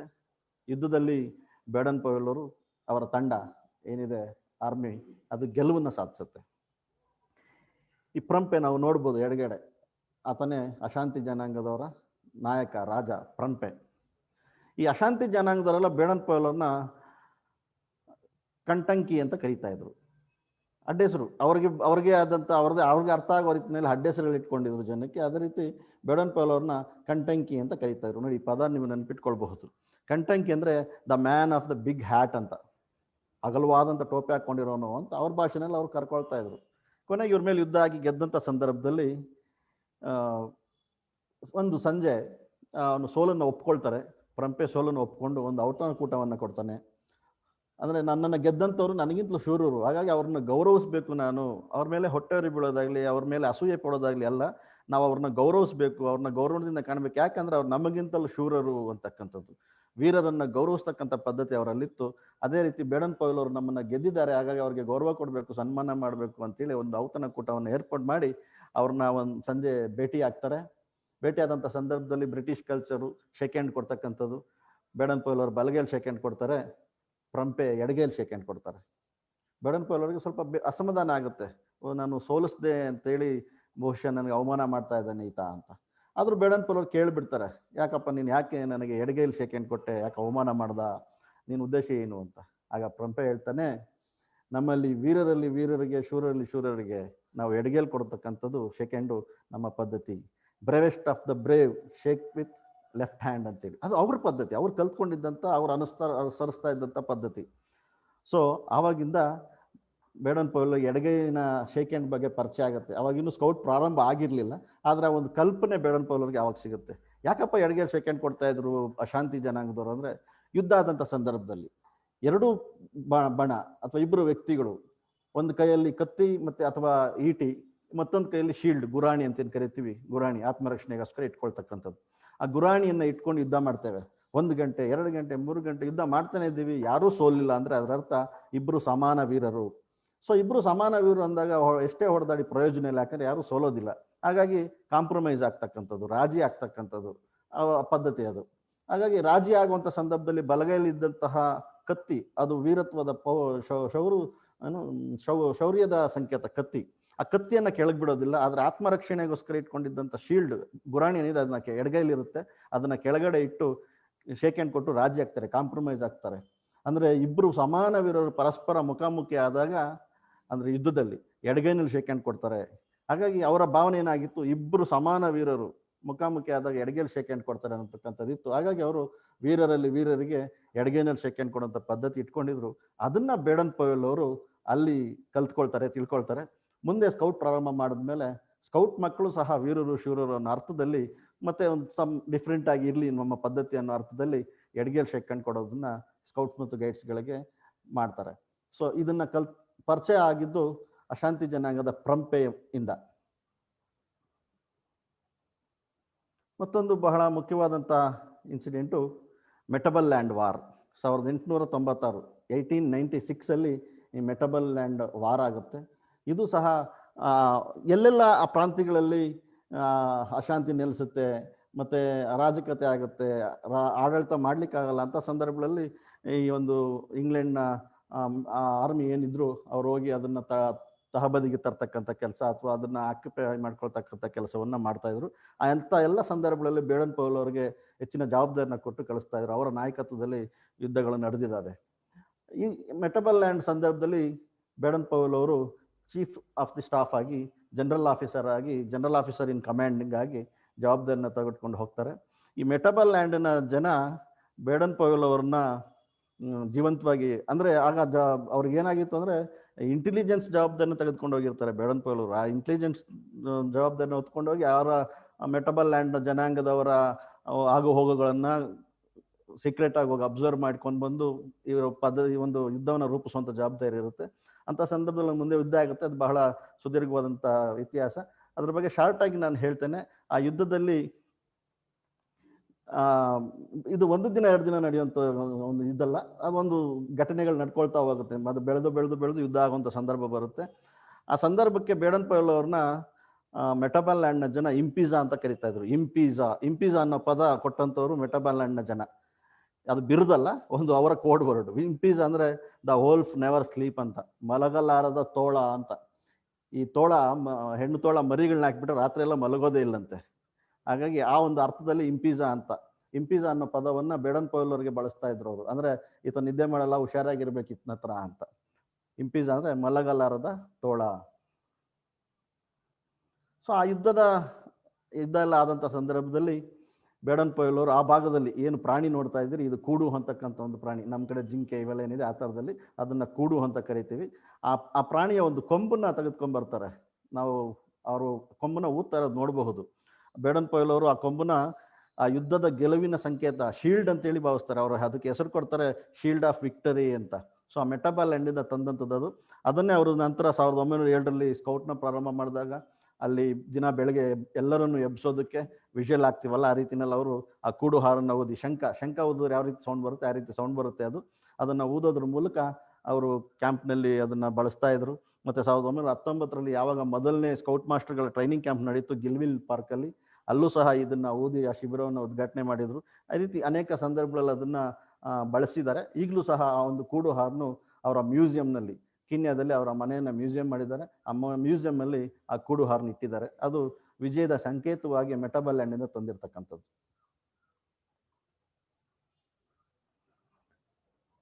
ಎಲ್ಲರ ಜೀವನದಲ್ಲೂ ಒಂದಲ್ಲ ಒಂದು ಘಟನೆ ನಡೆಯುತ್ತೆ. ಆ ಘಟನೆ ಏನೋ ಒಂದು ಪರಿವರ್ತನೆ ಅಥವಾ ಏನೋ ಸಾಧನೆ ಮಾಡಲಿಕ್ಕೆ ಸಾಧ್ಯ ಆಗುತ್ತೆ. An incident make A revolution ಅಂತೇಳಿ ಹೇಳ್ತೇವೆ. ಒಂದು ಘಟನೆ ದೊಡ್ಡ ದೊಡ್ಡ ಆಂದೋಲನಗಳನ್ನ ಹುಟ್ಟಾಕತ್ತೆ. ಅದಕ್ಕೆ ಸಾಕ್ಷಿ ಬೇಡನ್ ಪವೆಲ್ ಅವರ ಜೀವನದಲ್ಲಿ ನಡೆದಂತಹ ಮೇಫೆಕಿಂಗ್ ವಾರ್. ಇದು ಬಹಳ ಇಂಪಾರ್ಟೆಂಟ್ ನಮ್ಮ ಸ್ಕೌಟ್ನ ಇತಿಹಾಸವಾಗಿ ನೋಡೋದಾದರೆ. 1899 1900 1900 ಇಸ್ವಿವರೆಗೂ ಈ ಒಂದು ಮೇಫೆಕಿಂಗ್ ವಾರ್ ನಡೆಯುತ್ತೆ. ಈ ಮೇಫೆಕಿಂಗ್ ಇದು ಒಂದು ಊರು, ಒಂದು ಪಟ್ಟಣ. ಸೌತ್ ಆಫ್ರಿಕಾದಲ್ಲಿ ಇದೊಂದು ಬಹಳ ಇಂಪಾರ್ಟೆಂಟ್ ಸಿಟಿ ಆಗಿತ್ತು. ಇದು 10 ಕಿಲೋಮೀಟರ್ ಸರೌಂಡಿಂಗ್ ಇದ್ದಂತಹ ಒಂದು ಸಿಟಿ ಆಗಿತ್ತು. ಆ ಕಾಲದಲ್ಲೇ ಈ ಒಂದು ಸಿಟಿನಲ್ಲಿ Victoria hospital, police training centre, army training centre ಮತ್ತು ರೈಲ್ವೆ ಸ್ಟೇಷನ್ 1899 ಆ ಕಾಲದಲ್ಲೇ ಒಂದು ರೈಲ್ವೆ ಸ್ಟೇಷನ್ ಇತ್ತು. ಯಾಕೆಂದರೆ ಅದು ಒಂದು ಬಹಳ ಪ್ರಮುಖ ವಾಣಿಜ್ಯ ಕೇಂದ್ರ ಆಗಿತ್ತು, ಬಿಸ್ನೆಸ್ ಟ್ರೇಡ್ ಸೆಂಟರ್ ಆಗಿತ್ತು ಅದು. ಅಲ್ಲಿ ಎಲ್ಲ ಕಡೆಯಿಂದ ಬಂದು ವ್ಯಾಪಾರ ವಹಿವಾಟುಗಳನ್ನ ನಡೆಸ್ತಾ ಇದ್ರು. ನಮ್ಮ ಕರ್ನಾಟಕದಲ್ಲಿ ನೋಡೋದಾದ್ರೆ ವಿಜಯನಗರ ಸಾಮ್ರಾಜ್ಯ ಹೇಗೆ ಟ್ರೇಡ್ ಸೆಂಟರ್ ಆಗಿತ್ತು, ಆ ರೀತಿಯಲ್ಲಿ ಇದು ಸಹ ಒಂದು ವ್ಯಾಪಾರದ ಒಂದು ಕೇಂದ್ರ ಸ್ಥಾನ ಆಗಿತ್ತು. ಹಾಗಾಗಿ ಭಾಳ ಇಂಪಾರ್ಟೆನ್ಸ್ ಇತ್ತು ಅಲ್ಲಿ. ಇಲ್ಲಿಗೆ ಬೇಡನ್ ಪವೆಲ್ ಅವ್ರನ್ನ ಕಳಿಸ್ಬೇಕಾಗತ್ತೆ. ಇಲ್ಲಿಗೆ ಕಳಿಸೋದಕ್ಕೆ ಮೊದಲು ಅವರ ಅಧಿಕಾರಿ ಒಂದು ದೊಡ್ಡ ಚಿಂತೆಯಲ್ಲಿರ್ತಾರೆ ಇಂಗ್ಲೆಂಡಲ್ಲಿ. ಬೇಡನ್ ಪವೆಲ್ ಅವರು ಬೇರೆ ಒಂದು ಪ್ರದೇಶ ಆಫ್ರಿಕಾದಲ್ಲಿ ಕೆಲಸ ಮಾಡಿ ಬೇರೆ ಪ್ರದೇಶದಲ್ಲಿ ಅವರ ಹೆಡ್ ಕ್ವಾರ್ಟರ್ಸ್ಗೆ ವಾಪಸ್ ಆಗ್ತಾರೆ. ಸುಮಾರು 2-3 ವರ್ಷ ಅಲ್ಲಿದ್ದು ಬರ್ತಾರೆ. ಆ ಸಂದರ್ಭದಲ್ಲಿ ಬೇಡನ್ ಪವೆಲ್ನ ಕಂಡ ತಕ್ಷಣ ಅವ್ರ ಆಫೀಸರ್ಗೆ ಬಹಳ ಖುಷಿ ಆಗಿಬಿಡುತ್ತೆ. ಬಾಪ ಕುಳಿತುಕೋಪ, ಹೇಗಿದೆಯಾ, ಜರ್ನಿ ಹೇಗಿತ್ತು? ಯಾಕಂದ್ರೆ ಅವೆಲ್ಲ ಹಡಗುಗಳಲ್ಲಿ ಪ್ರಯಾಣ ಮಾಡಬೇಕಾಗಿತ್ತು. ಹೇಗಿದ್ಯಪ್ಪ, ಕುಳಿತುಕೊ ಅಂತ ಮಾತಾಡಿಸ್ಬೇಕಾಗಿತ್ತು ಅಂತ ಭಾವಿಸ್ತೀವಿ ನಾವೆಲ್ಲರೂ. ಯಾರಾದರೂ ನಮ್ಮನ್ನು ಭೇಟಿ ಆದರೆ ಹೇಗಿದ್ಯಪ್ಪ ಅಂತ ಕೇಳೋದು ವಾಡಿಕೆ. ಆದರೆ ಬೇಡನ್ ಪವೆಲ್ ಅಷ್ಟೆಲ್ಲ ದೂರದಿಂದ ಬಂದಿದ್ರು ಸಹ ಅವ್ರ ಆಫೀಸರು ಹೇಗಿದೆಯಾ ಅಂತ ಒಂದು ಮಾತು ಕೇಳಲಿಲ್ಲ, ಕುಳಿತುಕೋಪ ಅಂತ ಒಂದು ಮಾತು ಹೇಳಲಿಲ್ಲ. ಬಂದ ತಕ್ಷಣ ನಾವು ಬೇಡನ್ ಪವೆಲ್ ಬಂದ, ಹಬ್ಬ ಬಹಳ ಸಂತೋಷ ಆಯಿತು, ನೀವು ಸೌತ್ ಆಫ್ರಿಕಾಗೆ ಹೋಗ್ಬೇಕಪ್ಪ ಅಂತಾರೆ. ನಾವು ಯಾರನ್ನ ಒಂದು ಕೆಲಸ ಕೊಟ್ಟೋದನ್ನು ನಾವು ಮಾಡಿ ಮತ್ತೊಂದು ಮಾಡಿ ಹೋದ ತಕ್ಷಣ ಅಪ್ಪನೋ ಅಮ್ಮನೋ ಟೀಚರೋ ಇನ್ನೊಂದು ತಕ್ಷಣ ಕೆಲಸ ಕೊಟ್ಟರೆ ಬೇಜಾರು ಮಾಡ್ಕೊಳ್ತೇವೆ. ಆದರೆ ಬೇಡನ್ ಪವೆಲ್ಲು ಸ್ವಲ್ಪನೂ ಬೇಜಾರು ಮಾಡ್ಕೊಳ್ಳೋದಿಲ್ಲ. ನೀನು ಸೌತ್ ಆಫ್ರಿಕಾಗೆ ಹೋಗ್ಬೇಕಪ್ಪ ಅಂದರೆ ಎಸ್ ಸರ್ ಅಂತಾರೆ. ಹಾಗಾದರೆ ಸರಿ, ಸಂತೋಷ, ನೀನು ಶನಿವಾರ ಹೊರಟು ಬಿಡು ಅಂತಾರೆ. ಬೇಡನ್ ಪವೆಲ್ ಆಗ ನೋ ಸರ್ ಅಂತಾರೆ. ಅರೆ ಆವಾಗ ಅವ್ರ ಆಫೀಸರ್ಗೆ ಅನಿಸುತ್ತೆ, ನಾನು ಯೋಚನೆ ಮಾಡಬೇಕಿತ್ತು, ಒಂದು ಸ್ವಲ್ಪ ರೆಸ್ಟ್ ಬೇಕಿತ್ತೇನೋ, ನಾನು ತಕ್ಷಣ ಹೋಗೋ ಅಂದೆ, ಬೇಜಾರು ಮಾಡ್ಕೊಂಡೇನೋ ಅಂತ. ಆದರೂ ಕೇಳ್ತಾರೆ ಯಾಕೆ, ಏನು ಪ್ರಾಬ್ಲಮ್ ಅಂತ. ಆಗ ಬೇಡನ್ ಪವೆಲ್ ಹೇಳ್ತಾರೆ, ಗುರುವಾರನೇ ಒಂದು ಶಿಪ್ ಇದೆ ಸರ್ ಅಲ್ಲಿಗೆ, ನಾನು ಗುರುವಾರದ ಶಿಪ್ನಲ್ಲಿ ಹೊರಟು ಬಿಡ್ತೀನಿ, ಶನಿವಾರ ಬೇಡ ಅಂತ. ನೋಡಿ, ನಾಳೆ ಮಾಡುವ ಕೆಲಸ ಇಂದು ಮಾಡು, ಇಂದು ಮಾಡುವ ಕೆಲಸ ಈಗಲೇ ಮಾಡು. ಎಷ್ಟು ಒಳ್ಳೆಯ ಒಂದು ವಿಚಾರ ಅದು. ಅವರು ಎಷ್ಟು ಒಳ್ಳೆತನವನ್ನು ಜೀವನದಲ್ಲಿ ಅಳವಡಿಸ್ಕೊಂಡಿದ್ರು. ಮೇಲಧಿಕಾರಿಗಳಿಗೆ, ಹಿರಿಯರಿಗೆ ಎದುರುತ್ತರ ಕೊಡಬಾರ್ದು, ಮಾಡೋ ಕೆಲಸವನ್ನು ತಕ್ಷಣ ಮಾಡಬೇಕು, ಮತ್ತು ಅದನ್ನು ಶ್ರದ್ಧೆ ನಿಷ್ಠೆಯಿಂದ ಮಾಡಬೇಕು, ಸಂತೋಷವಾಗಿ ಮಾಡಬೇಕು ಅಂತಕ್ಕಂಥದ್ದು. ಅಲ್ಲಿಂದ ಬೇಡನ್ ಪವೆಲ್ನ ಮೇಫೆಕಿಂಗ್ಗೆ ಕಳಿಸ್ಕೊಡ್ತಾರೆ. ಇಲ್ಲಿದ್ದಂತಹ ಮಿಲಿಟ್ರಿ ಏನು ಆರ್ಮಿ ಟ್ರೈನಿಂಗ್ ಸೆಂಟರ್ ಇತ್ತು, ಅಲ್ಲಿ ಆರ್ಮಿ ಜನಕ್ಕೆ ಟ್ರೈನೀಸ್ ಇದ್ದಾರೆ, ಅವರಿಗೆ ಟ್ರೈನಿಂಗ್ ಕೊಡೋಂಥ ಜವಾಬ್ದಾರಿ ಬೇಡನ್ ಪವೆಲ್ಗಿರುತ್ತೆ. ಅಷ್ಟೊತ್ತಿಗೆ ಇವರಿಗೆ ಒಂದು ಇನ್ಫಾರ್ಮೇಷನ್ ಬರುತ್ತೆ, ಮೇಫೆಕಿಂಗ್ನ ಬೋಯರ್ಸ್ ಅಂತಕ್ಕಂಥ ಒಂದು ಜನಾಂಗ, ಅವರು ಡಚ್ ಜನಾಂಗದವರು ಸೌತ್ ಆಫ್ರಿಕಾದಲ್ಲಿ ವಾಸ ಇರ್ತಾರೆ. ಆ ಬೋಯರ್ಸ್ ಅಂತಕ್ಕಂಥ ಜನಾಂಗ 6,000 ಜನ ಮೇಫೆಕಿಂಗ್ನ ಮುತ್ತಿಗೆ ಹಾಕಿದ್ದಾರೆ. ಮುತ್ತಿಗೆ ಹಾಕ್ಲಿಕ್ಕೆ ಬರ್ತಾ ಇದ್ದಾರೆ. ಒಂದು ಕಡೆ ಗುಂಪಲ್ಲಿ ಬರ್ತಾ ಇಲ್ಲ, ಸುತ್ತು 10 ಕಿಲೋಮೀಟರ್ ಏನಿದೆ ಸರೌಂಡಿಂಗು, 10 ಕಡೆಯಿಂದ ಎಲ್ಲ ಭಾಗಗಳಿಂದ ಬರ್ತಾ ಇದ್ದಾರೆ. ಈಗ ಮೇಫೆಕಿಂಗ್ನ ಉಳಿಸ್ಕೊಳ್ತಕ್ಕಂಥ ಜವಾಬ್ದಾರಿ ಅಲ್ಲಿನ ಮಿಲಿಟ್ರಿ ಚೀಫ್ ಆಗಿರ್ತಕ್ಕಂತಹ ಬೇಡನ್ ಪವೆಲ್ದು. ಯಾಕಂದರೆ ಒಂದು ಪ್ರದೇಶವನ್ನು ಉಳಿಸ್ತಕ್ಕಂಥದ್ದು ಆ ಮಿಲಿಟ್ರಿ ಜವಾಬ್ದಾರಿ. ಹಾಗಾಗಂತ ಒಂದು ದೊಡ್ಡ ಜವಾಬ್ದಾರಿ ಬೇಡನ್ ಪವೆಲ್ ಮೇಲೆ ಬರುತ್ತೆ. ಅವ್ರಿಗೆ 2 ದಿನ ಮುಂಚೆನೇ ಇಂಟೆಲಿಜೆನ್ಸ್ ರಿಪೋರ್ಟ್, ಅದನ್ನು ಸ್ಕೌಟ್ ಅಂತೇಳಿ ಕರಿತೇವೆ ನಾವು. ಸ್ಕೌಟ್ ಅಂದರೆ ಆರ್ಮಿನಲ್ಲಿರ್ತಕ್ಕಂಥ ಗೂಢಾಚಾರಿಗಳು, ಅದಕ್ಕೆ ಸ್ಕೌಟ್ ಅನ್ನೋದು. ಅದು ಬಹಳ ರಿಸ್ಕ್ ಜಾಬ್ ಅದು. ಶತ್ರುಗಳ ನಡುವೆ ಇರಬೇಕು, ಶತ್ರುಗಳ ಹತ್ರ ಮಾರುವೇಷದಲ್ಲಿರಬೇಕು, ಅವ್ರ ಜೊತೆಯಲ್ಲಿ ಬೇರೆ ಏನೋ ಕೆಲಸ ಮಾಡಿಕೊಂಡು, ವ್ಯವಸಾಯ ಮಾಡಿಕೊಂಡು, ವ್ಯಾಪಾರ ಮಾಡಿಕೊಂಡು, ಅಥವಾ ಭಿಕ್ಷುಕರ ವೇಷ ಹಾಕ್ಕೊಂಡು, ಈ ರೀತಿ ವೇಷ ಬದಲಿಸ್ಕೊಂಡು ಶತ್ರುಗಳ ಜೊತೆಯಲ್ಲೇ ಅವ್ರ ಹತ್ತಿರದಲ್ಲಿದ್ದು ಅವರ ಆಗು ಹೋಗುಗಳು, ಅವ್ರ ಪ್ಲಾನ್ ಎಲ್ಲ ತಿಳ್ಕೊಂಡು ನಮ್ಮ ಜನಕ್ಕೆ ನಾವು ಸೀಕ್ರೆಟ್ ಕೋಡ್ಸ್ ಮುಖಾಂತರ ಅದನ್ನು ಮೆಸೇಜ್ ಪಾಸ್ ಮಾಡಬೇಕು. ಅಂಥವ್ರನ್ನ ಸ್ಕೌಟ್ ಅಂತ ಕರಿತೀವಿ ಮಿಲಿಟ್ರಿನಲ್ಲಿ. ಅವರುಗಳ ಮುಖಾಂತರ ಬೇಡನ್ ಪವೆಲ್ಗೆ ಇನ್ಫಾರ್ಮೇಷನ್ ಸಿಗುತ್ತೆ. 2 ದಿನದಲ್ಲಿ ಬೋಯರ್ಸ್ ಬಂದು ಮೇಫೆಕಿಂಗ್ನ ರೀಚ್ ಆಗ್ತಾರೆ. ಅವರು ಅದನ್ನು ಸೀಸ್ ಮಾಡ್ತಾರೆ, ಅಟ್ಯಾಕ್ ಮಾಡ್ತಾ ಇದ್ದಾರೆ, ಮುತ್ತಿಗೆ ಹಾಕ್ತಾರೆ ಅಂತ. ಆ ಸಂದರ್ಭದಲ್ಲಿ ಅವರ ಕೊಲೀಗ್ಸ್, ಇಷ್ಟು ಜನ ಆ ಒಂದು ಟ್ರೈನಿಂಗ್ ಸೆಂಟ್ರಲ್ಲಿ ಇದ್ದಂತಹ ಬೇಡನ್ ಪವೆಲ್ ಅವರ ಕೊಲೀಗ್ಸ್, ಸೆಂಟ್ರಲ್ಲಿ ಕುಳಿತಿರ್ತಕ್ಕಂಥವ್ರು ಬೇಡನ್ ಪವೆಲ್. ಇದು 1899 ಅಕ್ಟೋಬರ್ 13ನೇ ತಾರೀಕು ಯುದ್ಧ ಶುರು ಆಗಿಬಿಡುತ್ತೆ. ಇದು ಕೊನೆಗೆ 1900ನೇ ಇಸ್ವಿ ಮೇ 18ನೇ ತಾರೀಕುವರೆಗೂ ನಡೀತಾರೆ. ಅಂದರೆ 218 ದಿವಸ ಈ ಯುದ್ಧ ನಡೆಯುತ್ತೆ. ಹೇಗೆ ನಡೆದಿರ್ಬೋದು ಯೋಚನೆ ಮಾಡಿ. ಕೇವಲ 18 ದಿನ ನಡೆದಂತಹ ಮಹಾಭಾರತ ಯುದ್ಧ ಇವತ್ತು ದೊಡ್ಡ ಇತಿಹಾಸ ಚರಿತ್ರೆ ನಮ್ಮ ಭಾರತ ದೇಶಕ್ಕಂತೂ ಅದೊಂದು ದೊಡ್ಡ ಇದು. ಅಂಥದ್ರಲ್ಲಿ 218 ದಿವಸ ನಡೆದಂಥ ಮೇಫೆಕಿಂಗ್ ಯುದ್ಧ ಹೇಗಿರಬಹುದು ನೋಡಿ. ಈ ಟ್ರೈನು ಆ ಕಾಲದ ಅಲ್ಲಿ ಓಡಾಡ್ತಾ ಇದ್ದಂಥ ಟ್ರೈನು, ಇದರಲ್ಲಿ ಮದ್ದುಗುಂಡುಗಳು ಬರ್ತಾ ಇರ್ತವೆ ಬ್ರಿಟಿಷರ್ಸ್ಗೆ ಅಂತೇಳಿ. ಅದನ್ನು ಬೋಯರ್ಸು ರೈಲ್ವೆ ಟ್ರ್ಯಾಕ್ ಕಟ್ ಮಾಡಿ ಅದನ್ನು ಆಕ್ಸಿಡೆಂಟ್ ಮಾಡಿಸ್ಯಾರ. ಅಲ್ಲಿದ್ದಂಥ ಎಲ್ಲ ವೆಪನ್ಸ್ ಏನಿರುತ್ತೆ ಮತ್ತು ಮದ್ದುಗುಂಡುಗಳೇನಿರುತ್ತೆ ಅವೆಲ್ಲನೂ ಅವರು ದೋಚ್ಕೊಂಡು ಬಿಟ್ಟಿರ್ತಾರೆ. ಫುಲ್ ಪ್ಲಾನ್ಡ್ ಆಗಿ ಪ್ರಿಪೇರ್ ಆಗಿ, ಇದೊಂದು ಜಸ್ಟ್ ಇಮ್ಯಾಜಿನರಿ ಇಮೇಜು, ಪ್ಲಾನ್ಡ್ ಆಗಿ ಸಿದ್ಧತೆಗಳನ್ನ ಮಾಡಿಕೊಂಡು ಅವರು ಇದಕ್ಕೆ ಬರ್ತಾ ಇರ್ತಾರೆ. ಇಲ್ಲಿ ನೋಡಿದ್ರೆ ಇವರು ಏನೂ ಸಿದ್ಧತೆ ಇಲ್ಲ, ಇವ್ರಿಗೆ ಗೊತ್ತೇ ಇಲ್ಲ. ಈ ರೀತಿಯ ಕೆಲವು ಪಿರಂಗಿಗಳಿತ್ತು, ಒಂದೆರಡು. ಟ್ರೈನಿಂಗ್ ಸೆಂಟ್ರಲ್ಲಿ ಹೇಗಿರುತ್ತೆ ಅಂತ ನಾವು ಊಹೆ ಮಾಡ್ಬೋದು. ಟ್ರೈನಿಂಗ್ ಸೆಂಟ್ರಲ್ಲಿ ಟ್ರೈನಿಂಗ್ ಕೊಡೋಕೆ ಅದನ್ನ ಪಾರ್ಟ್ಸ್ ಎಲ್ಲ ಬಿಚ್ಚಿ ಜೋಡಿಸಿ ಮಾಡಿ ಹಾಕೋದಕ್ಕಷ್ಟೇ ಇರ್ತದೆ. ಯುದ್ಧ ಮಾಡಲಿಕ್ಕೆ ಯೋಗ್ಯತೆ ಇರೋದಿಲ್ಲ ಆ ಒಂದು ವೆಪನ್ಸ್ಗೆ. ಅದು ಜಸ್ಟ್ ಕಲಿಸೋದಕ್ಕೆ ಟ್ರೈನಿಂಗೋಸ್ಕರ ಇಟ್ಕೊಂಡಿರ್ತಾರೆ. ಅಂಥ ವೆಪನ್ಸು ಇತ್ತು ಅವ್ರ ಹತ್ರ. ಅವುಗಳನ್ನ ಇಟ್ಕೊಂಡು ಯುದ್ಧ ಮಾಡಬೇಕಾಗಿ ಬರುತ್ತೆ ಬೇಡನ್ ಪವೆಲ್ಗೆ. ಈ ಒಂದು ಪಿರಂಗಿ ಹೆಸರು ನೆಲ್ಸನ್ ಅಂತೇಳಿ. ನೆಲ್ಸನ್ 1700ನೇ ಇಸ್ವಿನಲ್ಲಿ ಇದನ್ನ ತಯಾರು ಮಾಡಿರ್ತಕ್ಕಂಥದ್ದು. ಅಂದರೆ ಯೋಚನೆ ಮಾಡಿ, 1700ನೇ ಇಸ್ವಿ, ಈಗ 1899, ಅಂದರೆ 190 ವರ್ಷಗಳ ಹಳೆಯ ಒಂದು ಪಿರಂಗಿ. ಇವನ್ನ ಇಟ್ಕೊಂಡು ಯುದ್ಧ ಮಾಡಬೇಕಾಗಿ ಬರುತ್ತೆ. ಅವ್ರಿಗೆ ಜನ ಸಾಕಾಗೋದಿಲ್ಲ. ಬೇಡನ್ ಪವೆಲ್ಲು ಅಲ್ಲಿದ್ದಂತಹ 700 ಜನ ಆಗ್ತಾರೆ. ಪೊಲೀಸು ಮತ್ತು ಆರ್ಮಿ ಎಲ್ಲ ಸೇರಿ 700 ಜನ ಆಗ್ತಾರೆ. 700 ಜನ ಈಸ್ ಈಕ್ವಲ್ ಟು 6000 ಜನ ಮೇಲೆ ಯುದ್ಧ ಮಾಡಲಿಕ್ಕೆ ಕಷ್ಟ ಆಗುತ್ತೆ. ಆ ಊರಲ್ಲಿದ್ದಂತಹ ಯೂತ್ಸ್, ಯಂಗ್ಸ್ಟರ್ಸ್, ಮೇಸ್ಟ್ರುಗಳು, ಅನ್ಎಂಪ್ಲಾಯೀಸು, ಕ್ಲರ್ಕ್ಗಳು, ಯಾರಲ್ಲಿ ಒಟ್ಟು ಯೂತ್ಸು ಯಾರು 20 ವರ್ಷ 30 ವರ್ಷದೊಳಗಡೆ ಇದ್ದಾರೆ ಅವ್ರನ್ನೆಲ್ಲ ಕರ್ಕೊಳ್ತಾರೆ. ಅವ್ರನ್ನೂ ಸಹ ಸೇರಿಸ್ಕೊಳ್ತಾರೆ ಈ ಗುಂಪಿಗೆ. 4 ಜನ ಆರ್ಮಿ ಜೊತೆಯಲ್ಲಿ ಇಬ್ಬಿಬ್ಬರನ್ನ ಸಿವಿಲಿಯನ್ ಸೇರಿಸ್ತಾರೆ. ಈ ರೀತಿ ಸೇರಿಸಿ ಒಂದು ಗುಂಪುಗಳನ್ನ ಮಾಡ್ತಾರೆ. ಅವರು ಎಲ್ಲ ಸೇರಿ 1000 ಜನ ಆಗ್ತಾರೆ. 1000 × 6000 ಅಂದರೆ ಒಬ್ಬರಿಗೆ 6 ಜನ. ಇವರು ಅನ್ಟ್ರೈನ್ಡು, ಟ್ರೈನಿಂಗ್ ಸೆಂಟ್ರಲ್ಲಿ ಇರತಕ್ಕಂಥವ್ರು ಅನ್ಟ್ರೈನ್ಡು. ಅವ್ರು ಇನ್ನೂ ಟ್ರೈನಿಂಗ್ ತಗೊಳ್ತಾ ಇದ್ದಾರೆ. ಪೊಲೀಸರು, ಅವ್ರಿಗೆ ಈ ಥರ ಯುದ್ಧ ಮಾಡೋದೆಲ್ಲ ಅಭ್ಯಾಸ ಇರೋದಿಲ್ಲ. ಇಂಥ ಜನಗಳನ್ನ ಇಟ್ಕೊಂಡು, ಅನ್ಟ್ರೈನ್ಡ್ ಸಿವಿಲಿಯನ್ ಇಟ್ಕೊಂಡು ಅವ್ರು ಯುದ್ಧ ಮಾಡಬೇಕಾದಂಥ ಸಂದರ್ಭ ಬರುತ್ತೆ. ಇದು ಸ್ವಲ್ಪ ರಿಸ್ಕ್ ಆಗುತ್ತೆ. ಆಗ ಏನು ಮಾಡ್ತಾರೆ, ಬೇಡನ್ ಪವೆಲ್ಲು ಆ ಊರಿನಲ್ಲಿದ್ದಂತಹ ಅವರ ಚಿಕ್ಕ ಚಿಕ್ಕ ಮಕ್ಕಳು, 12 ವರ್ಷ, 13 ವರ್ಷ, 14 ವರ್ಷದ ಗಂಡು ಹುಡುಗರು, ಆ ಹುಡುಗರನ್ನೆಲ್ಲ ಸೇರಿಸ್ಕೊಳ್ತಾರೆ. ಅವ್ರಿಗೆಲ್ಲ ಸೇರಿಸಿ ಅವ್ರ ಪೇರೆಂಟ್ಸ್ ಹತ್ರ ಪರ್ಮಿಷನ್ ತೊಗೊಂಡು ಅವ್ರಿಗೆ ಆಟ ಆಡಿಸ್ತೇನೆ, ಏನೋ ಒಂದು ಆ್ಯಕ್ಟಿವಿಟಿ ಮಾಡಿಸ್ತೀನಿ ಅನ್ನೋ ಅರ್ಥದಲ್ಲಿ ಸೇರಿಸ್ಕೊಳ್ತಾರೆ. ಎಡ್ವರ್ಡ್ ಸಿಸಿಲ್ ಅಂತಕ್ಕಂಥ ಒಬ್ಬ ಮಿಲಿಟರಿ ಅಧಿಕಾರಿ, ಅವರ ಸ್ಟಾಫ್ ಆಫೀಸರು, ಅವ್ರಿಗೆ ಜವಾಬ್ದಾರಿನ ಕೊಡ್ತಾರೆ ಈ ಮಕ್ಕಳನ್ನ ನಿಭಾಯಿಸ್ತಕ್ಕಂಥದ್ದು.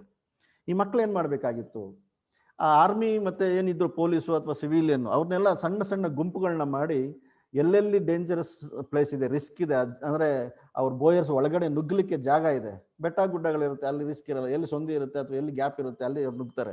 ಆ ನುಸುಳದೇ ಇರುವಂಥ ಜಾಗದಲ್ಲಿ ಇವ್ರನ್ನ ಕಾವಲು ಹಾಕುವಂಥದ್ದು.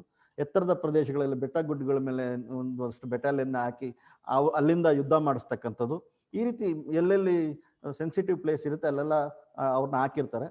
ಈ ಮಕ್ಕಳನ್ನ ಏನು ಮಾಡಬೇಕಾಗಿತ್ತು ಅವಾಗ, ಈ ಮಕ್ಕಳಿಗೆ ಅನೇಕ ಕೆಲಸಗಳನ್ನ ಕೊಡ್ತಾರೆ.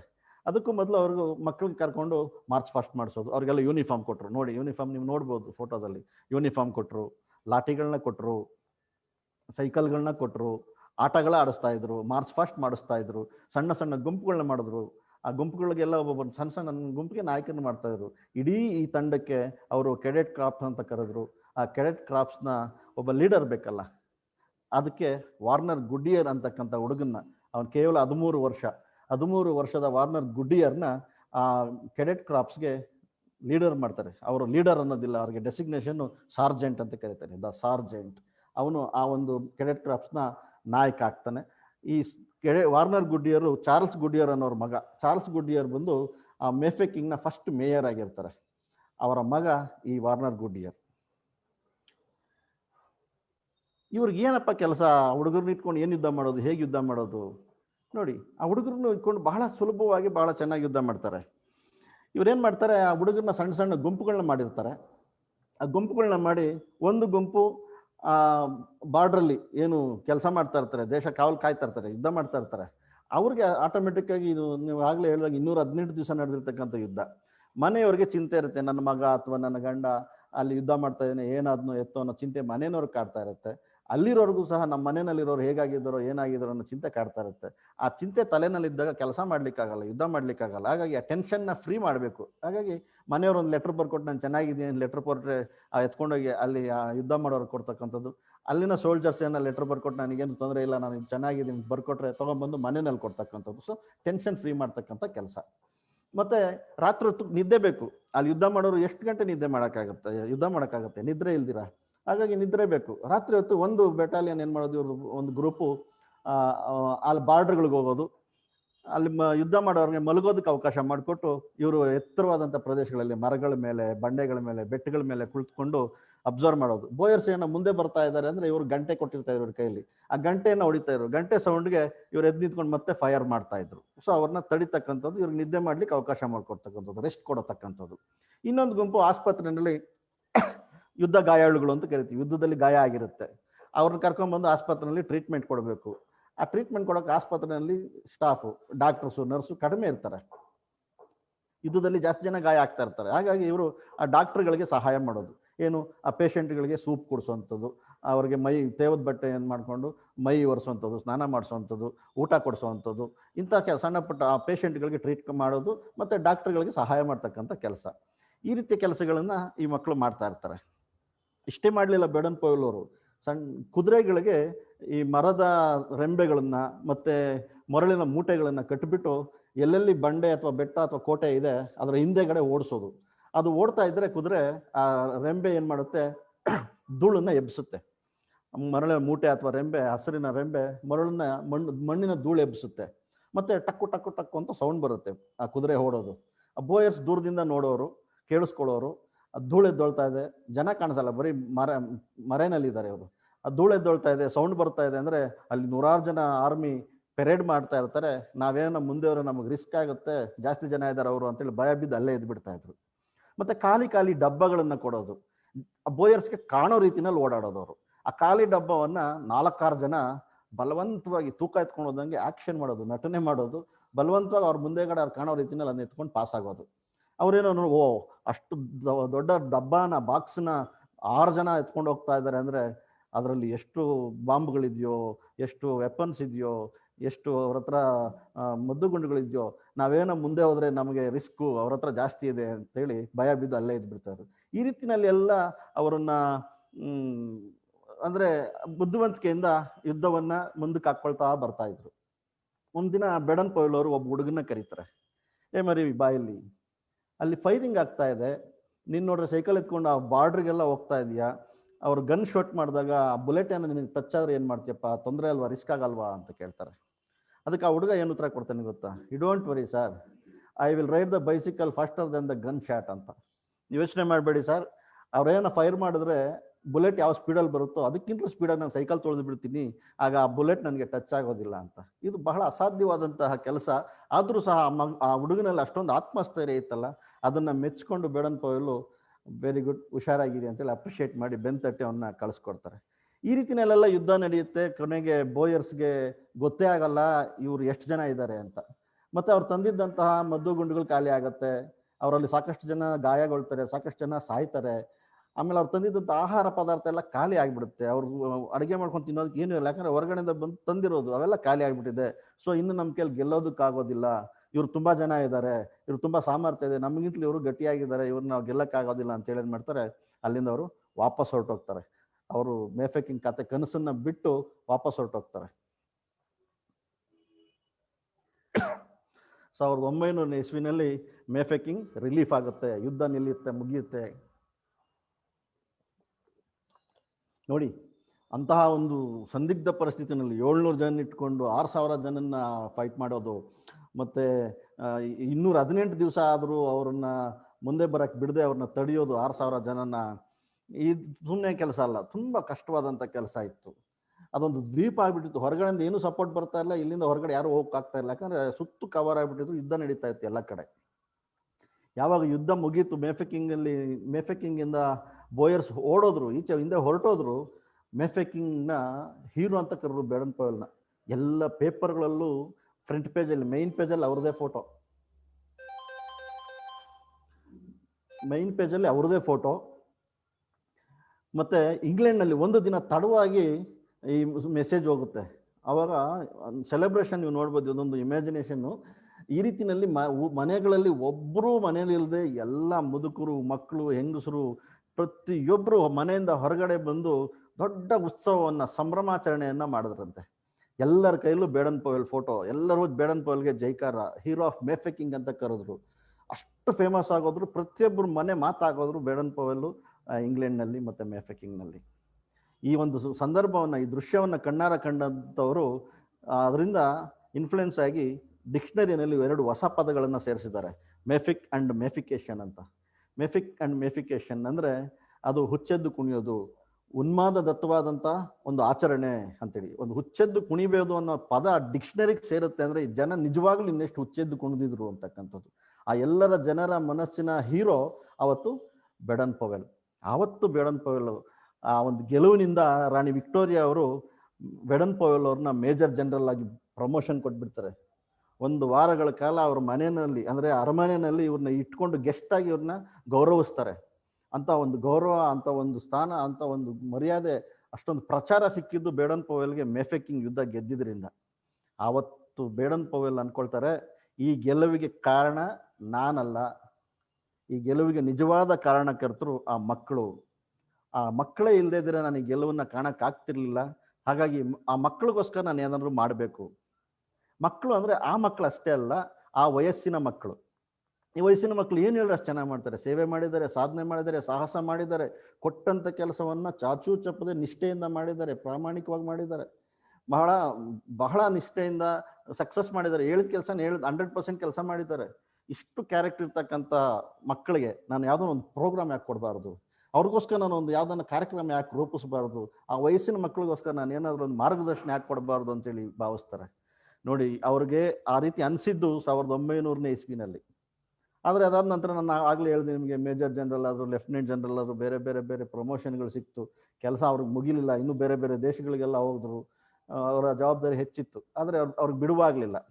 ಅವ್ರು ಯಾವಾಗಲೂ ಮಕ್ಕಳಿಗೆ ಏನು ಅಂತ ಯೋಚನೆ ಮಾಡ್ತಾ ಇಲ್ಲ, ವಿಲ್ ಇಟ್ ವರ್ಕ್ ಅಂತ ಯೋಚನೆ ಮಾಡ್ತಾ ಇದ್ರು. ನಾನು ಈ ಕೆಲಸ ಮಾಡಿದ್ರೆ ವರ್ಕ್ ಆಗತ್ತಾ ಅಂತ ಯೋಚನೆ ಮಾಡೋರು ಅಲ್ಲಿ ನಿಲ್ಲಿಸ್ತಾ ಇರಲ್ಲ, ಮಾಡಿ ನೋಡ್ತಾ ಇದ್ರು, ಎಕ್ಸ್ಪೆರಿಮೆಂಟ್ ಮಾಡ್ತಾ ಇದ್ರು. ಯಾವಾಗೂ ನೋಡೋಣ, ಮಾಡಿ ನೋಡೋಣ ಏನಾಗುತ್ತೋ ರಿಸಲ್ಟು ಅಂತ.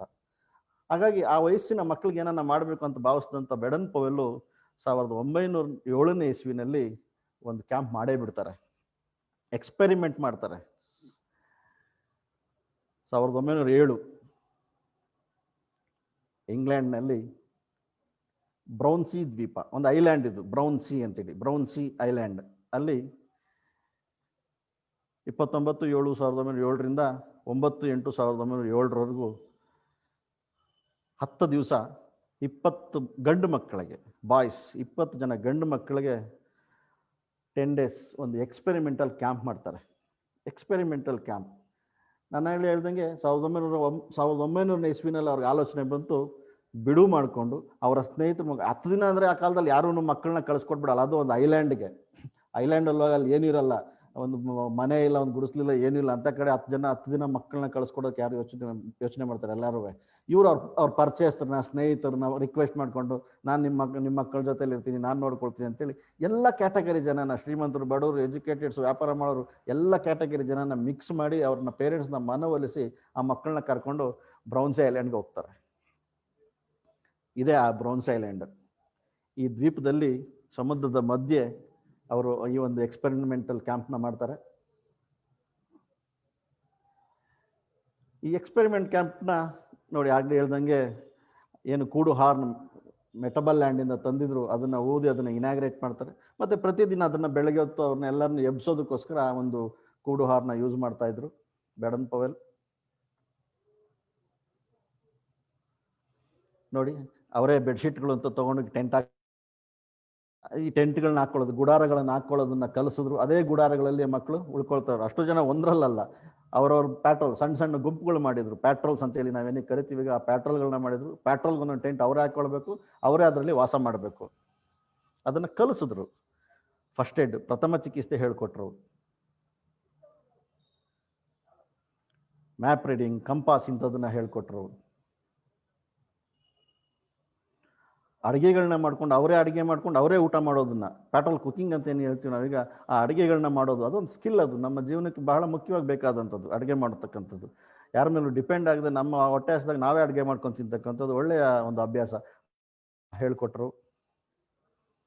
ಅವ್ರಿಗೆ ಮನೋರಂಜನೆಗಾಗಿ, ರಿಕ್ರಿಯೇಷನ್ಗೋಸ್ಕರ ಆಟಗಳು ನಡೆಸ್ತಾರೆ. ನಾವು ಈಗಲೂ ಸಹ ಆಡ್ತಾ ಇವಿ, ಹಗ್ಗ ಜಗ್ಗಾಟ ಅಂತ ಆಟಗಳನ್ನು, ಅಂತ ಅನೇಕ ಆಟಗಳು ನಡೆಸಿದ್ರು. ಕೇವಲ ಇಷ್ಟೇ ಅಲ್ಲ, ಅಲ್ಲಿ ಹೈಕ್ ಕರ್ಕೊಂಡೋದ್ರು, ಆಮೇಲೆ ವುಡ್ ಕ್ರಾಫ್ಟ್ ಸೈನ್ಸ್ ಹೇಳ್ಕೊಟ್ರು, ನಕ್ಷತ್ರಗಳನ್ನ ನೋಡಿ ದಿಕ್ಕುಗಳನ್ನ ಕಂಡುಹಿಡಿದು ಹೇಳ್ಕೊಟ್ರು, ಟ್ರಕ್ಕಿಂಗ್ ಮಾಡಿಸಿದ್ರು, ಪ್ರಾಣಿ ಪಕ್ಷಿಗಳ ಬಗ್ಗೆ ಹೇಳ್ಕೊಟ್ರು, ಗಿಡಗಳ ಬಗ್ಗೆ ಹೇಳ್ಕೊಟ್ರು, ಮರಗಳ ಬಗ್ಗೆ ಹೇಳ್ಕೊಟ್ರು, ಗಂಟುಗಳನ್ನ ಹಾಕೋದು ಹೇಳ್ಕೊಟ್ರು, ಪೈನರಿ ಪ್ರಾಜೆಕ್ಟ್ಗಳನ್ನ ಕಟ್ಟೋದು ಹೇಳ್ಕೊಟ್ರು. ಈ ರೀತಿ ಅನೇಕ ವಿಚಾರಗಳು ನಾವೇನಿಲ್ಲ ಇವತ್ತು ಸ್ಕೌಟಿಂಗ್ನಲ್ಲಿ ಕಲಿತಾ ಇದ್ದೀವಿ. ಇವೆಲ್ಲ ಅವರು ಮಿಲಿಟರಿನಲ್ಲಿ ಮಾಡ್ತಕ್ಕಂಥದ್ದು, ಆರ್ಮಿನಲ್ಲಿ ಮಾಡ್ತಕ್ಕಂಥದ್ದು, ಹೆಜ್ಜೆ ಗುರುತುಗಳನ್ನ, ಪಕ್ಷಿ ಪ್ರಾಣಿಗಳ ಹೆಜ್ಜೆ ಗುರುತುಗಳ ಜಾಡನ್ನ ಕಂಡಿಡ್ತಕ್ಕಂಥದ್ದು, ಅಲ್ಲಿ ಏನು ಇನ್ಸಿಡೆಂಟ್ ನಡೆದಿದೆ ಅಂತ ಅದನ್ನು ಬೇಹುಗಾರಿಕೆ ಮಾಡ್ತಕ್ಕಂಥದ್ದು, ಅದರ ಬಗ್ಗೆ ಅಧ್ಯಯನ ಮಾಡ್ತಕ್ಕಂಥದ್ದು. ಏನೋ ಒಂದು ಹೆಜ್ಜೆ ಗುರುತು ಬಿದ್ದಿದೆ ಅಂದರೆ ಅದು ಪ್ರಾಣಿ ಪಕ್ಷಿ ಕಿತ್ತಾಡಿದ್ಯಾ, ಓಡಿದ್ಯಾ, ಯಾವ ಕಡೆ ಓಡಿದೆ, ಎಷ್ಟು ಸ್ಪೀಡಲ್ಲಿ ಓಡಿದೆ ಅಂತ ಕಂಡಿಡ್ತಕ್ಕಂಥದ್ದು. ಇದೆಲ್ಲ ಬಹಳ ದೊಡ್ಡ ಸ್ಕಿಲ್ಲು. ಅದನ್ನೆಲ್ಲನೂ ಸಹ ಆ ಮಿಲಿಟರಿನಲ್ಲಿ ಒಂದು ಸಣ್ಣ ಸಣ್ಣ ಅಬ್ಸರ್ವೇಷನ್ ಬಹಳ ಇಂಪಾರ್ಟೆಂಟ್ ಆಗಿರುತ್ತೆ. ಅದನ್ನೆಲ್ಲನೂ ಸಹ ಮಕ್ಕಳಿಗೆ ಕಲಿಸಿದ್ರು. ಆ ಮಕ್ಕಳು ಕಲಿದವರ ಇಲ್ವೋ, ಇವ್ರ ತಲೆಗೆ ಹೋಗುತ್ತಾ ಹೋಗಲ್ವಾ ಅಂತ ಅವಾಗ ಟೆಸ್ಟ್ ಮಾಡ್ತಾ ಇದ್ರು. ಅವ್ರಿಗೆ ಸಕ್ಸಸ್ ಅನ್ನಿಸ್ತು ಆ ಕ್ಯಾಂಪು. ಏನೆಲ್ಲ ಕಲಿಸಿದ್ರು ಇವರು, ಅವ್ರು ಕಲಿತರು ಅಂತ ಇವ್ರಿಗೆ ಅನ್ನಿಸ್ತು. ಆವಾಗ ಅವರು ಅವ್ರಿಗೆ ಸ್ಕೌಟ್ಸ್ ಅಂತ ಹೆಸರಿಕ್ಕರು. ಅದೇ ಸ್ಕೌಟ್ನ ಪ್ರಾರಂಭ. ಆ 20 ಜನ ಮಕ್ಕಳೇ ಮೊದಲ ಸ್ಕೌಟ್ಗಳು, first scouts of the world. ಆ 20 ಜನದಲ್ಲಿ ಯಾರೂ ಮೇಫೆಕಿಂಗಲ್ಲಿ ಇದ್ದವ್ರು ಯಾರೂ ಇರಲಿಲ್ಲ. ಯಾಕಂದ್ರೆ ಅವರೆಲ್ಲ 7 ವರ್ಷ ಆಗಿದೆ, ಅವರೆಲ್ಲ ದೊಡ್ಡವರಾಗ್ಬಿಟ್ಟಿದ್ದಾರೆ. ಇವ್ರ ಟಾರ್ಗೆಟು 19, 12, 13 ವರ್ಷದ ಮಕ್ಕಳು, 14 ವರ್ಷದ ಮಕ್ಕಳು, ಹೊಸ ಹುಡುಗರು ಕರ್ಕೊಂಡು ಹೋಗಿದ್ದಿದ್ದು ಇವರು. ಆ ಬ್ರೌನ್ಸಿ ಐಲ್ಯಾಂಡ್ನಲ್ಲಿ ಯಾರು ಫಸ್ಟ್ ಎಕ್ಸ್ಪೆರಿಮೆಂಟ್ ಕ್ಯಾಂಪಲ್ಲಿ ಭಾಗವಹಿಸಿದ್ರು ಅವರೇ ಮೊದಲ ಸ್ಕೌಟ್ಸು. ಅವ್ರಿಗೆ ಮಾತ್ರನೇ ಬೇಡನ್ ಪೌಲ್ ನೇರವಾಗಿ ಟ್ರೈನಿಂಗ್ ಕೊಟ್ಟಿದ್ದು, ಬೇರೆ ಯಾರಿಗೂ ನೇರವಾಗಿ ಟ್ರೈನಿಂಗ್ ಕೊಡಲಿಲ್ಲ. ಮತ್ತು ಯಾವಾಗ ಸ್ಕೌಟ್ ಪ್ರಾರಂಭ ಆಯ್ತಪ್ಪ ಅಂದರೆ ಇದೇನೆ ಬ್ರೌನ್ಸಿ ಐಲ್ಯಾಂಡ್ನಲ್ಲಿ ಆದಂಥ ಕ್ಯಾಂಪೇ ಫಸ್ಟ್ ಸ್ಕೌಟ್ಸ್. ಅದಾದ ನಂತರ ಇದನ್ನು ಇನ್ನೂ ಸ್ಪ್ರೆಡ್ ಮಾಡಬೇಕು ಅಂತೇಳಿ ಯಾಕಂದರೆ ಅವ್ರು ಇನ್ನೂ ಕೆಲಸದಲ್ಲಿದ್ದರು. ಅವರು 1908ರಲ್ಲಿ ಒಂದು ಪುಸ್ತಕ ಬರೀತಾರೆ, ಸ್ಕೌಟಿಂಗ್ ಫಾರ್ ಬಾಯ್ಸ್ ಅಂತ. ಇದು ಮೊದಲು ನ್ಯೂಸ್ ಪೇಪರ್ ಆಗಿ, ಮ್ಯಾಗ್ಝಿನ್ ಆಗಿ ಬಿಡ್ತಾರೆ. 6 ಎಡಿಷನ್ಸ್ ಆಗಿ ಜನವರಿ ಟು ಮಾರ್ಚ್ವರೆಗೂ 1908ರಲ್ಲಿ. ಕೊನೆಗೆ ಅದನ್ನೆಲ್ಲ ಮರ್ಜ್ ಮಾಡಿ ಒಂದು ಪುಸ್ತಕ ಮಾಡ್ತಾರೆ, ಸ್ಕೌಟಿಂಗ್ ಫಾರ್ ಬಾಯ್ಸ್ ಅಂತ. ಈ ಪುಸ್ತಕ ಎಲ್ಲೆಲ್ಲಿ ಹೋಗುತ್ತೋ ಆ ಎಲ್ಲ ದೇಶದಲ್ಲೂ ಸ್ಕೌಟ್ ಇಟ್ಕೊಳ್ಳೋದು. ಯಾಕಂದರೆ ಇವತ್ತಿಗೂ ಸಹ ಈ ಪುಸ್ತಕ ನಮಗೆ ಬೈಬಲ್ಲು, ಕುರಾನು, ಭಗವದ್ಗೀತೆಗಿಂತಲೂ ಹೆಚ್ಚು ಸ್ಕೌಟ್ಸ್ ಆ್ಯಂಡ್ ಗೈಡ್ಸ್ಗೆ. ಯಾಕಂದರೆ ಈ ಪುಸ್ತಕದಲ್ಲಿ ಏನಿಲ್ಲ ಅಂತ ಹುಡ್ಕೋಣ ಅಂದರೆ ಎಲ್ಲ ಇದೆ. ನಾವು ಸ್ಕೌಟಿಂಗಲ್ಲಿ ಕಲಿಯೋದು ಅಷ್ಟೇ ಅಲ್ಲ, ನಮ್ಮ ಜೀವನದಲ್ಲಿ ಇರ್ತಕ್ಕಂಥ ಅನೇಕ ವಿಚಾರಗಳು ಇದರಲ್ಲಿ ಇದ್ದಾವೆ. ಹಾಗಾಗಿ ಈ ಸ್ಕೌಟಿಂಗ್ ಬಾಯ್ಸ್ ಪುಸ್ತಕ ಎಲ್ಲೆಲ್ಲಿ ಹೋಯ್ತು, ಅವರವರೇ ಸ್ಕೌಟ್ ಟ್ರೂಪ್ಗಳನ್ನ ಮಾಡ್ಕೊಂಡ್ರು, ಅವರವರೇ ಲೀಡ್ರ್ಗಳನ್ನ ಮಾಡ್ಕೊಂಡ್ರು, ಅವರೇ ಯೂನಿಫಾರ್ಮ್ ಹೊಲಿಸ್ಕೊಂಡ್ರು, ಅವರೇ ಆ್ಯಕ್ಟಿವಿಟಿ ಮಾಡೋಕ್ಕೆ ಶುರು ಮಾಡಿಬಿಟ್ರು. ಅಷ್ಟಕ್ಕೆ ಬಿಡಲಿಲ್ಲ. ಬೇಡನ್ ಪೌಲ್ಗೆ ಎಲ್ಲ ಕಡೆಯಿಂದ ಲೆಟರ್ಗಳು ಹಾಕೋದು. ಸರ್, ನಾವು ಟ್ರೂಪ್ ಮಾಡ್ಕೊಂಡಿದ್ದೀವಿ, ಬನ್ನಿ ನೋಡಿ ನಮ್ಗೆ ಏನೋ ಗೈಡೆನ್ಸ್ ಕೊಡಿ, ಹೇಳ್ಕೊಡಿ, ನಾವು ಮಾಡಿರೋ ತಪ್ಪ ಸರಿನ ನೋಡಿ ಅಂತ. ಬೇಡನ್ ಪೌಲ್ ಇನ್ನೂ ಕೆಲಸದಲ್ಲಿದ್ದಾರೆ, ಎಲ್ಲೂ ಹೋಗೋಕ್ಕಾಗಲ್ಲ. ಹಾಗಾಗಿ ಅವರು ಒಂದು ಪೇಪರ್ ಸ್ಟೇಟ್ಮೆಂಟು ಮತ್ತು ರೇಡಿಯೋ ಸ್ಟೇಟ್ಮೆಂಟ್ ಕೊಡ್ತಾರೆ. ಯಾರೆಲ್ಲ ಸ್ಕೌಟ್ಸ್ ಸೇರಿದ್ದೀರಿ, ನೀವೆಲ್ಲನೂ 4th ಸೆಪ್ಟೆಂಬರ್ 1909, 1909 ಸೆಪ್ಟೆಂಬರ್ 4ನೇ ತಾರೀಕು ಕ್ರಿಸ್ಟಲ್ ಪ್ಯಾಲೇಸ್ ಗ್ರೌಂಡಿಗೆ ಬನ್ನಿ. ಲಂಡನ್ನಲ್ಲಿದೆ ಕ್ರಿಸ್ಟಲ್ ಪ್ಯಾಲೇಸ್ ಗ್ರೌಂಡು. ನೀವೆಲ್ಲ ಅಲ್ಲಿಗೆ ಬನ್ನಿ, ನಾನು ಅವತ್ತು ಬಂದು ನಿಮ್ಮನ್ನು ಅಲ್ಲಿ ಭೇಟಿ ಮಾಡ್ತೀನಿ ಅಂತ. ಏನೋ 100-200 ಜನ ಬರ್ಬೋದು ಅಂತ ಇವ್ರು ಅಂದ್ಕೊಳ್ತಾರೆ.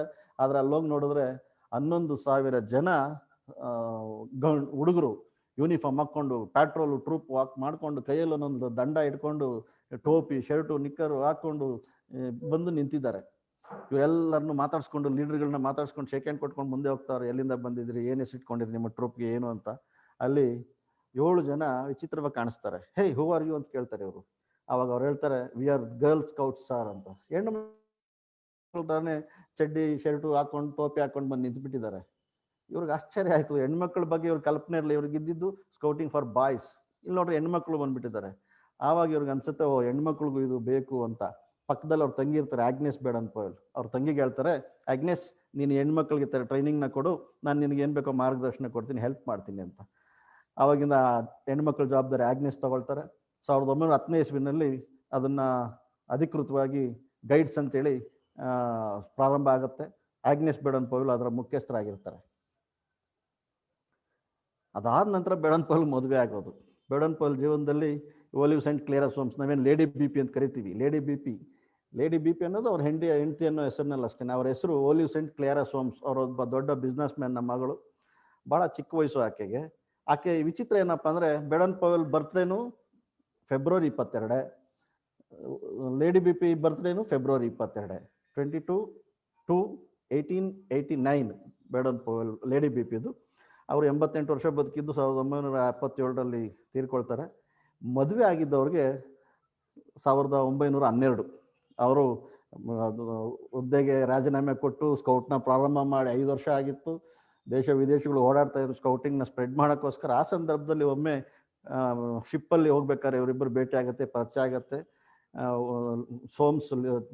ಓಲಿವ್ ಸೋಮ್ಸು ಅವ್ರನ್ನ ಪ್ರಪೋಸ್ ಮಾಡ್ತಾರೆ.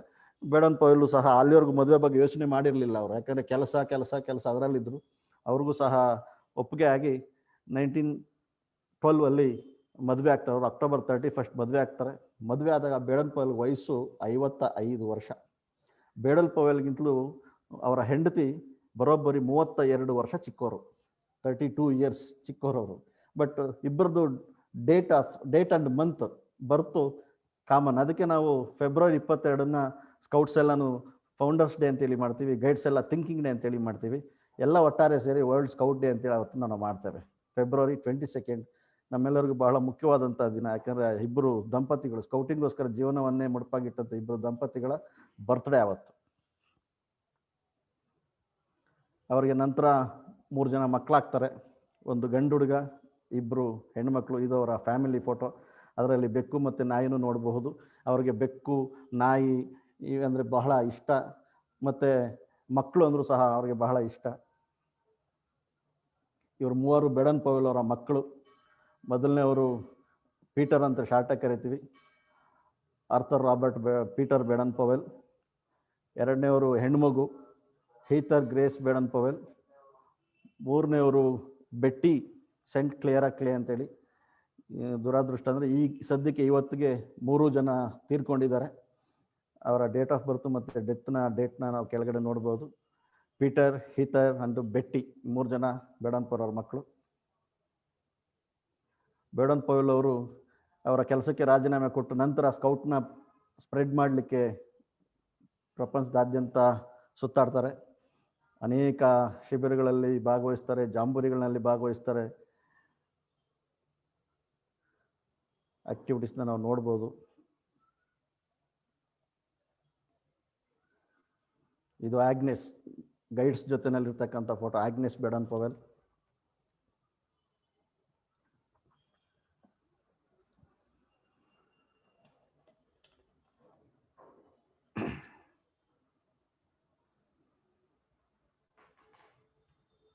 ಈ ಕಾರು ಬೇಡನ್ ಪವೆಲ್ ಅವರು ಮದುವೆ ಆದಾಗ ಇಂಗ್ಲೆಂಡ್ನ ಸ್ಕೌಟ್ಸು ಪ್ರತಿಯೊಬ್ಬರು ಒಂದೊಂದು ಪೆನ್ನಿ ದುಡ್ಡನ್ನು ಹಾಕಿ ಎಲ್ಲವನ್ನು ಶೇಖರಣೆ ಮಾಡಿ ಇಂಗ್ಲೆಂಡ್ ಸ್ಕೌಟ್ಸ್ ಪರವಾಗಿ ಅವರಿಗೆ ಮದುವೆ ಗಿಫ್ಟ್ ಆಗಿ ಕೊಟ್ಟಂತಹ ಕಾರ್ ಇದು. ಅವ್ರಿಗೆ ಬಹಳ ಇಷ್ಟವಾದಂಥ ಕಾರು. ಈ ಕಾರ್ನಲ್ಲಿ ಅವರು ಎಲ್ಲ ಕಡೆ ಪ್ರಯಾಣ ಮಾಡ್ತಾರೆ. ಜೊತೆಯಲ್ಲಿ ನಾಯಿಗಳನ್ನೂ ಸಹ ನೋಡ್ಬೋದು. ಅದು ಅವ್ರಿಗೆ ಬಹಳ ಪ್ರಿಯವಾದಂತಹ ಕಾರು ಮತ್ತು ನಾಯಿಗಳು.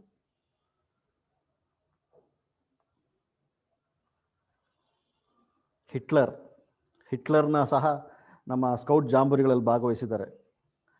1914ರಿಂದ 1918ರವರೆಗೂ ಫಸ್ಟ್ ವರ್ಲ್ಡ್ ವಾರ್ ಆಯಿತು.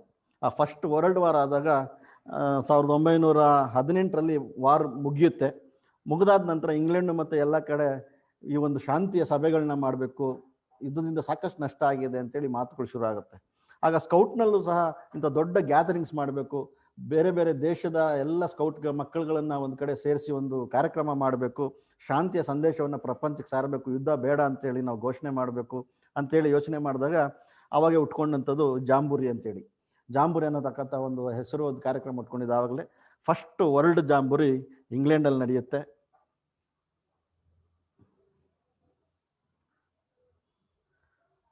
ಲಂಡನ್ನ ಒಲಿಂಪಿಯಾದಲ್ಲಿ ಫಸ್ಟ್ ವರ್ಲ್ಡ್ ಜಾಂಬೂರಿ ನಡೆಯುತ್ತೆ. 1 to 7th August 1920. ಇವೆಲ್ಲನೂ ಬಹಳ ಇಂಪಾರ್ಟೆಂಟ್ ಡೇಸು ಮತ್ತು incidents. 1 to 7th August 1920 first world jamboree. ಈ ಜಾಂಬೂರಿ ಹುಟ್ಕೊಳ್ಳೋಕ್ಕೆ ಕಾರಣ ಫಸ್ಟ್ ವರ್ಲ್ಡ್ ವಾರ್.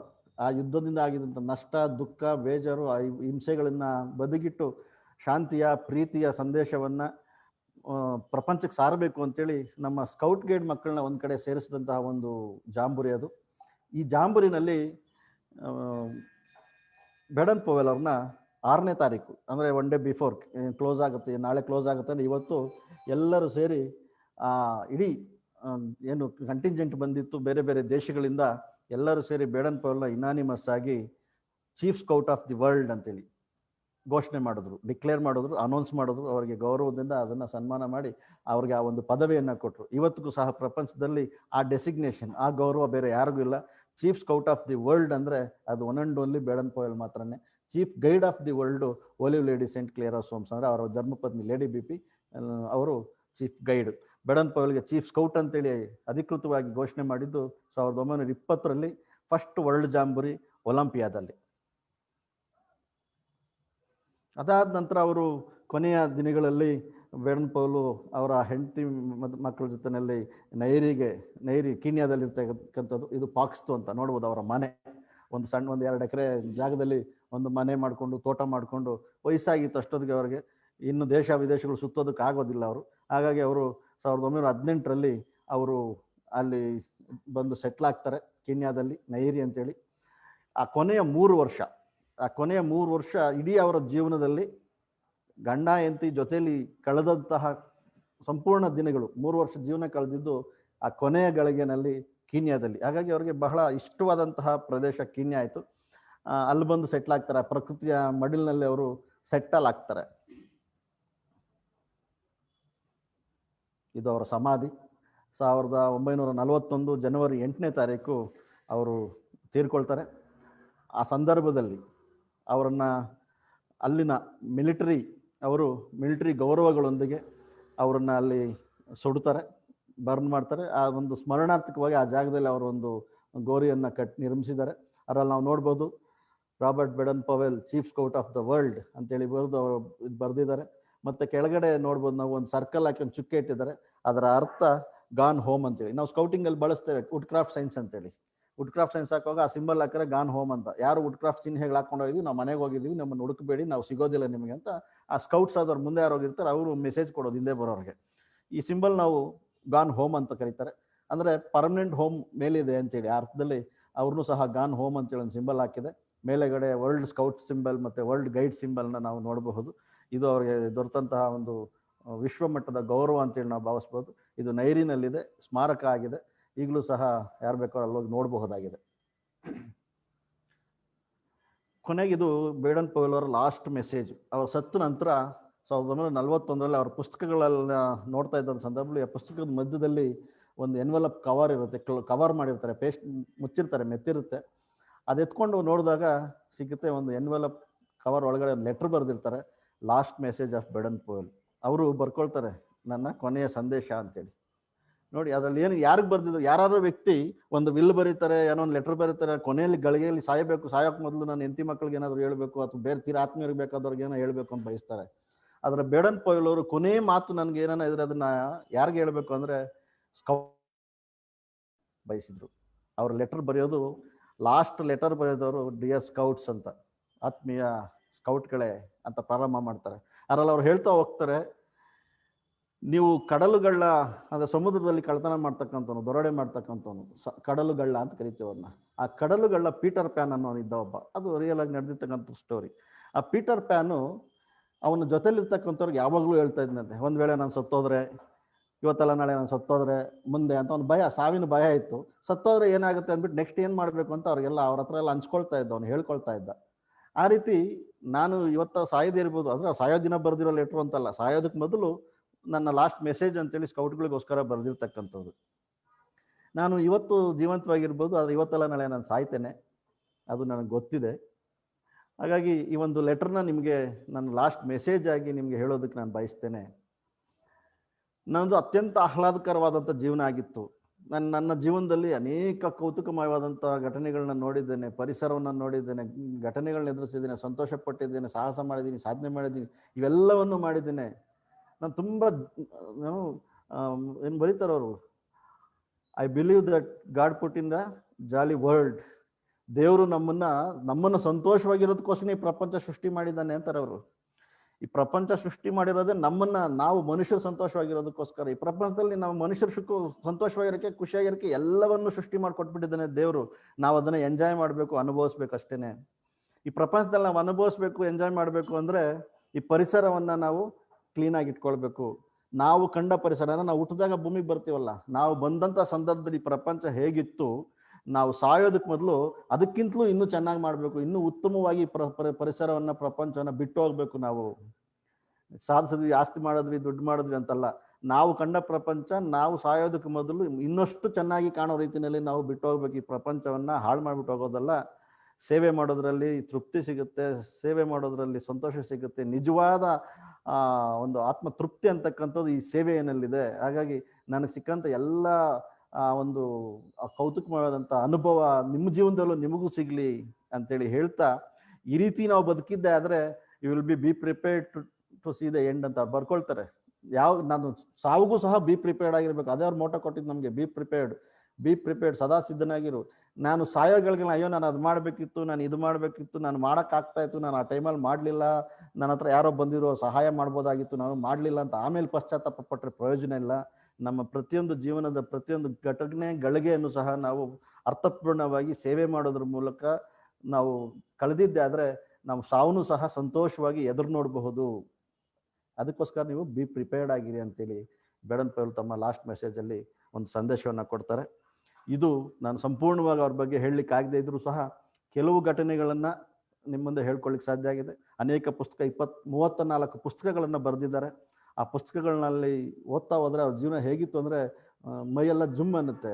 ಯಾವ ಹಾರರ್ ಫಿಲಿಮು ಇಲ್ಲ, ಯಾವ ಅಡ್ವೆಂಚರ್ ಫಿಲಿಮು ಇಲ್ಲ, ಯಾವ ಬಾಂಡ್ ಫಿಲಿಮು ಇಲ್ಲ. ಆ ಎಲ್ಲದಕ್ಕೂ ಮಿಗಿಲಾದಂಥ ಜೀವನ ಕತೆ ಬೇಡನ್ ಪವೆಲ್ ಅವ್ರದ್ದು. ಒಂದೊಂದು ಘಟನೆಯ ಬಗ್ಗೆನೇ ಒಂದೊಂದು ಸಿನಿಮಾ ಮಾಡ್ಬೋದು, ಅಷ್ಟು ವಿಶೇಷವಾದಂತಹ ಜೀವನವನ್ನು ಅವ್ರು ಕಳೆದಿದ್ದಾರೆ.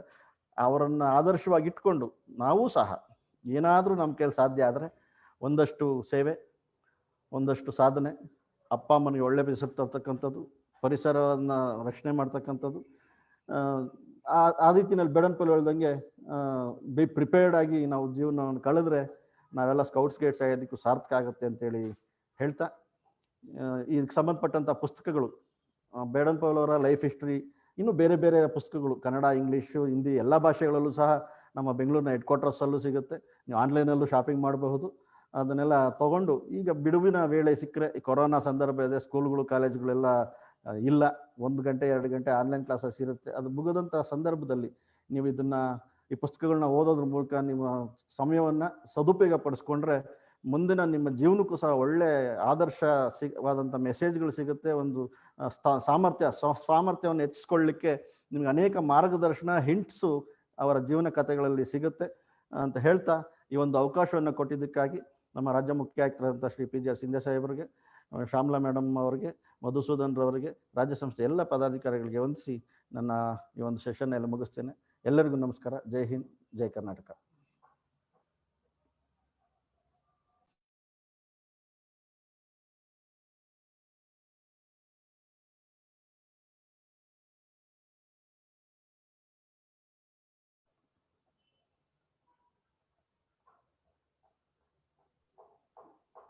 Thank you so much, sir.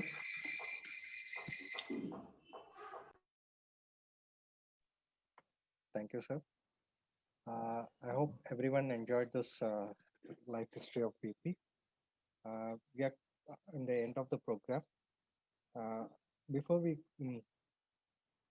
get end of this program, as Narendra sir has mentioned about this life history, we can read about life history of BP, and also to know about more about what BP has told about scouting.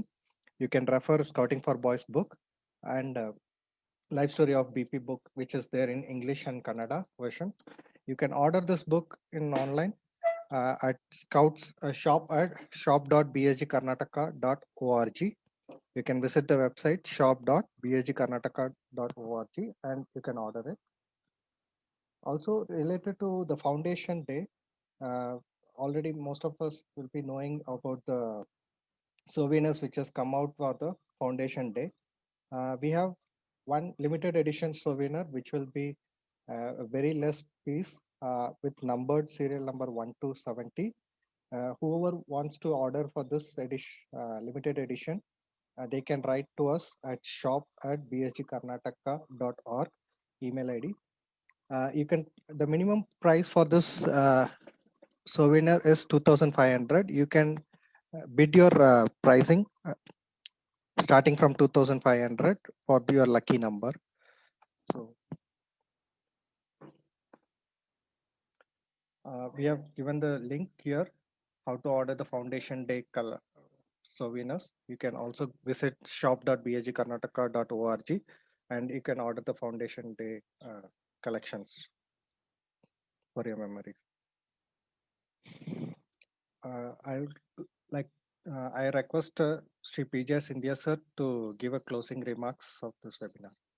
Sir.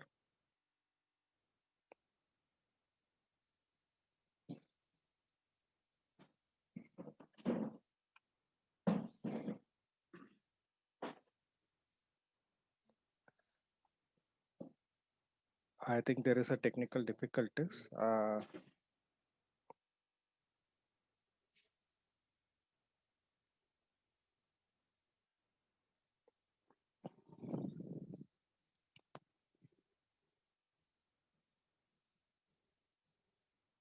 I think Sindhya sir will be joining us shortly. Because of internet difficulties, maybe he has lost the connection.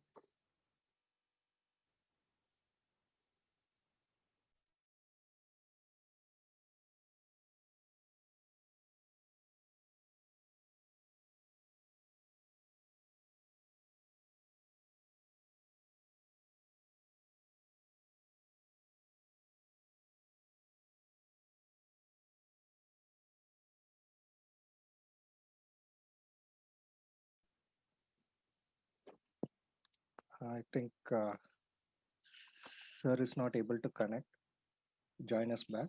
I would like to thank Sri PGS India sir for giving us the opportunity of organizing this program. And I also thank the resource speaker, Sri A.N. Narendra Kumar sir, LT Scout. And I all thank the office bearers, state office bearers, and all the state staff who has coordinated with this program and made this webinar successful. I request everyone to rise on feet for the national anthem.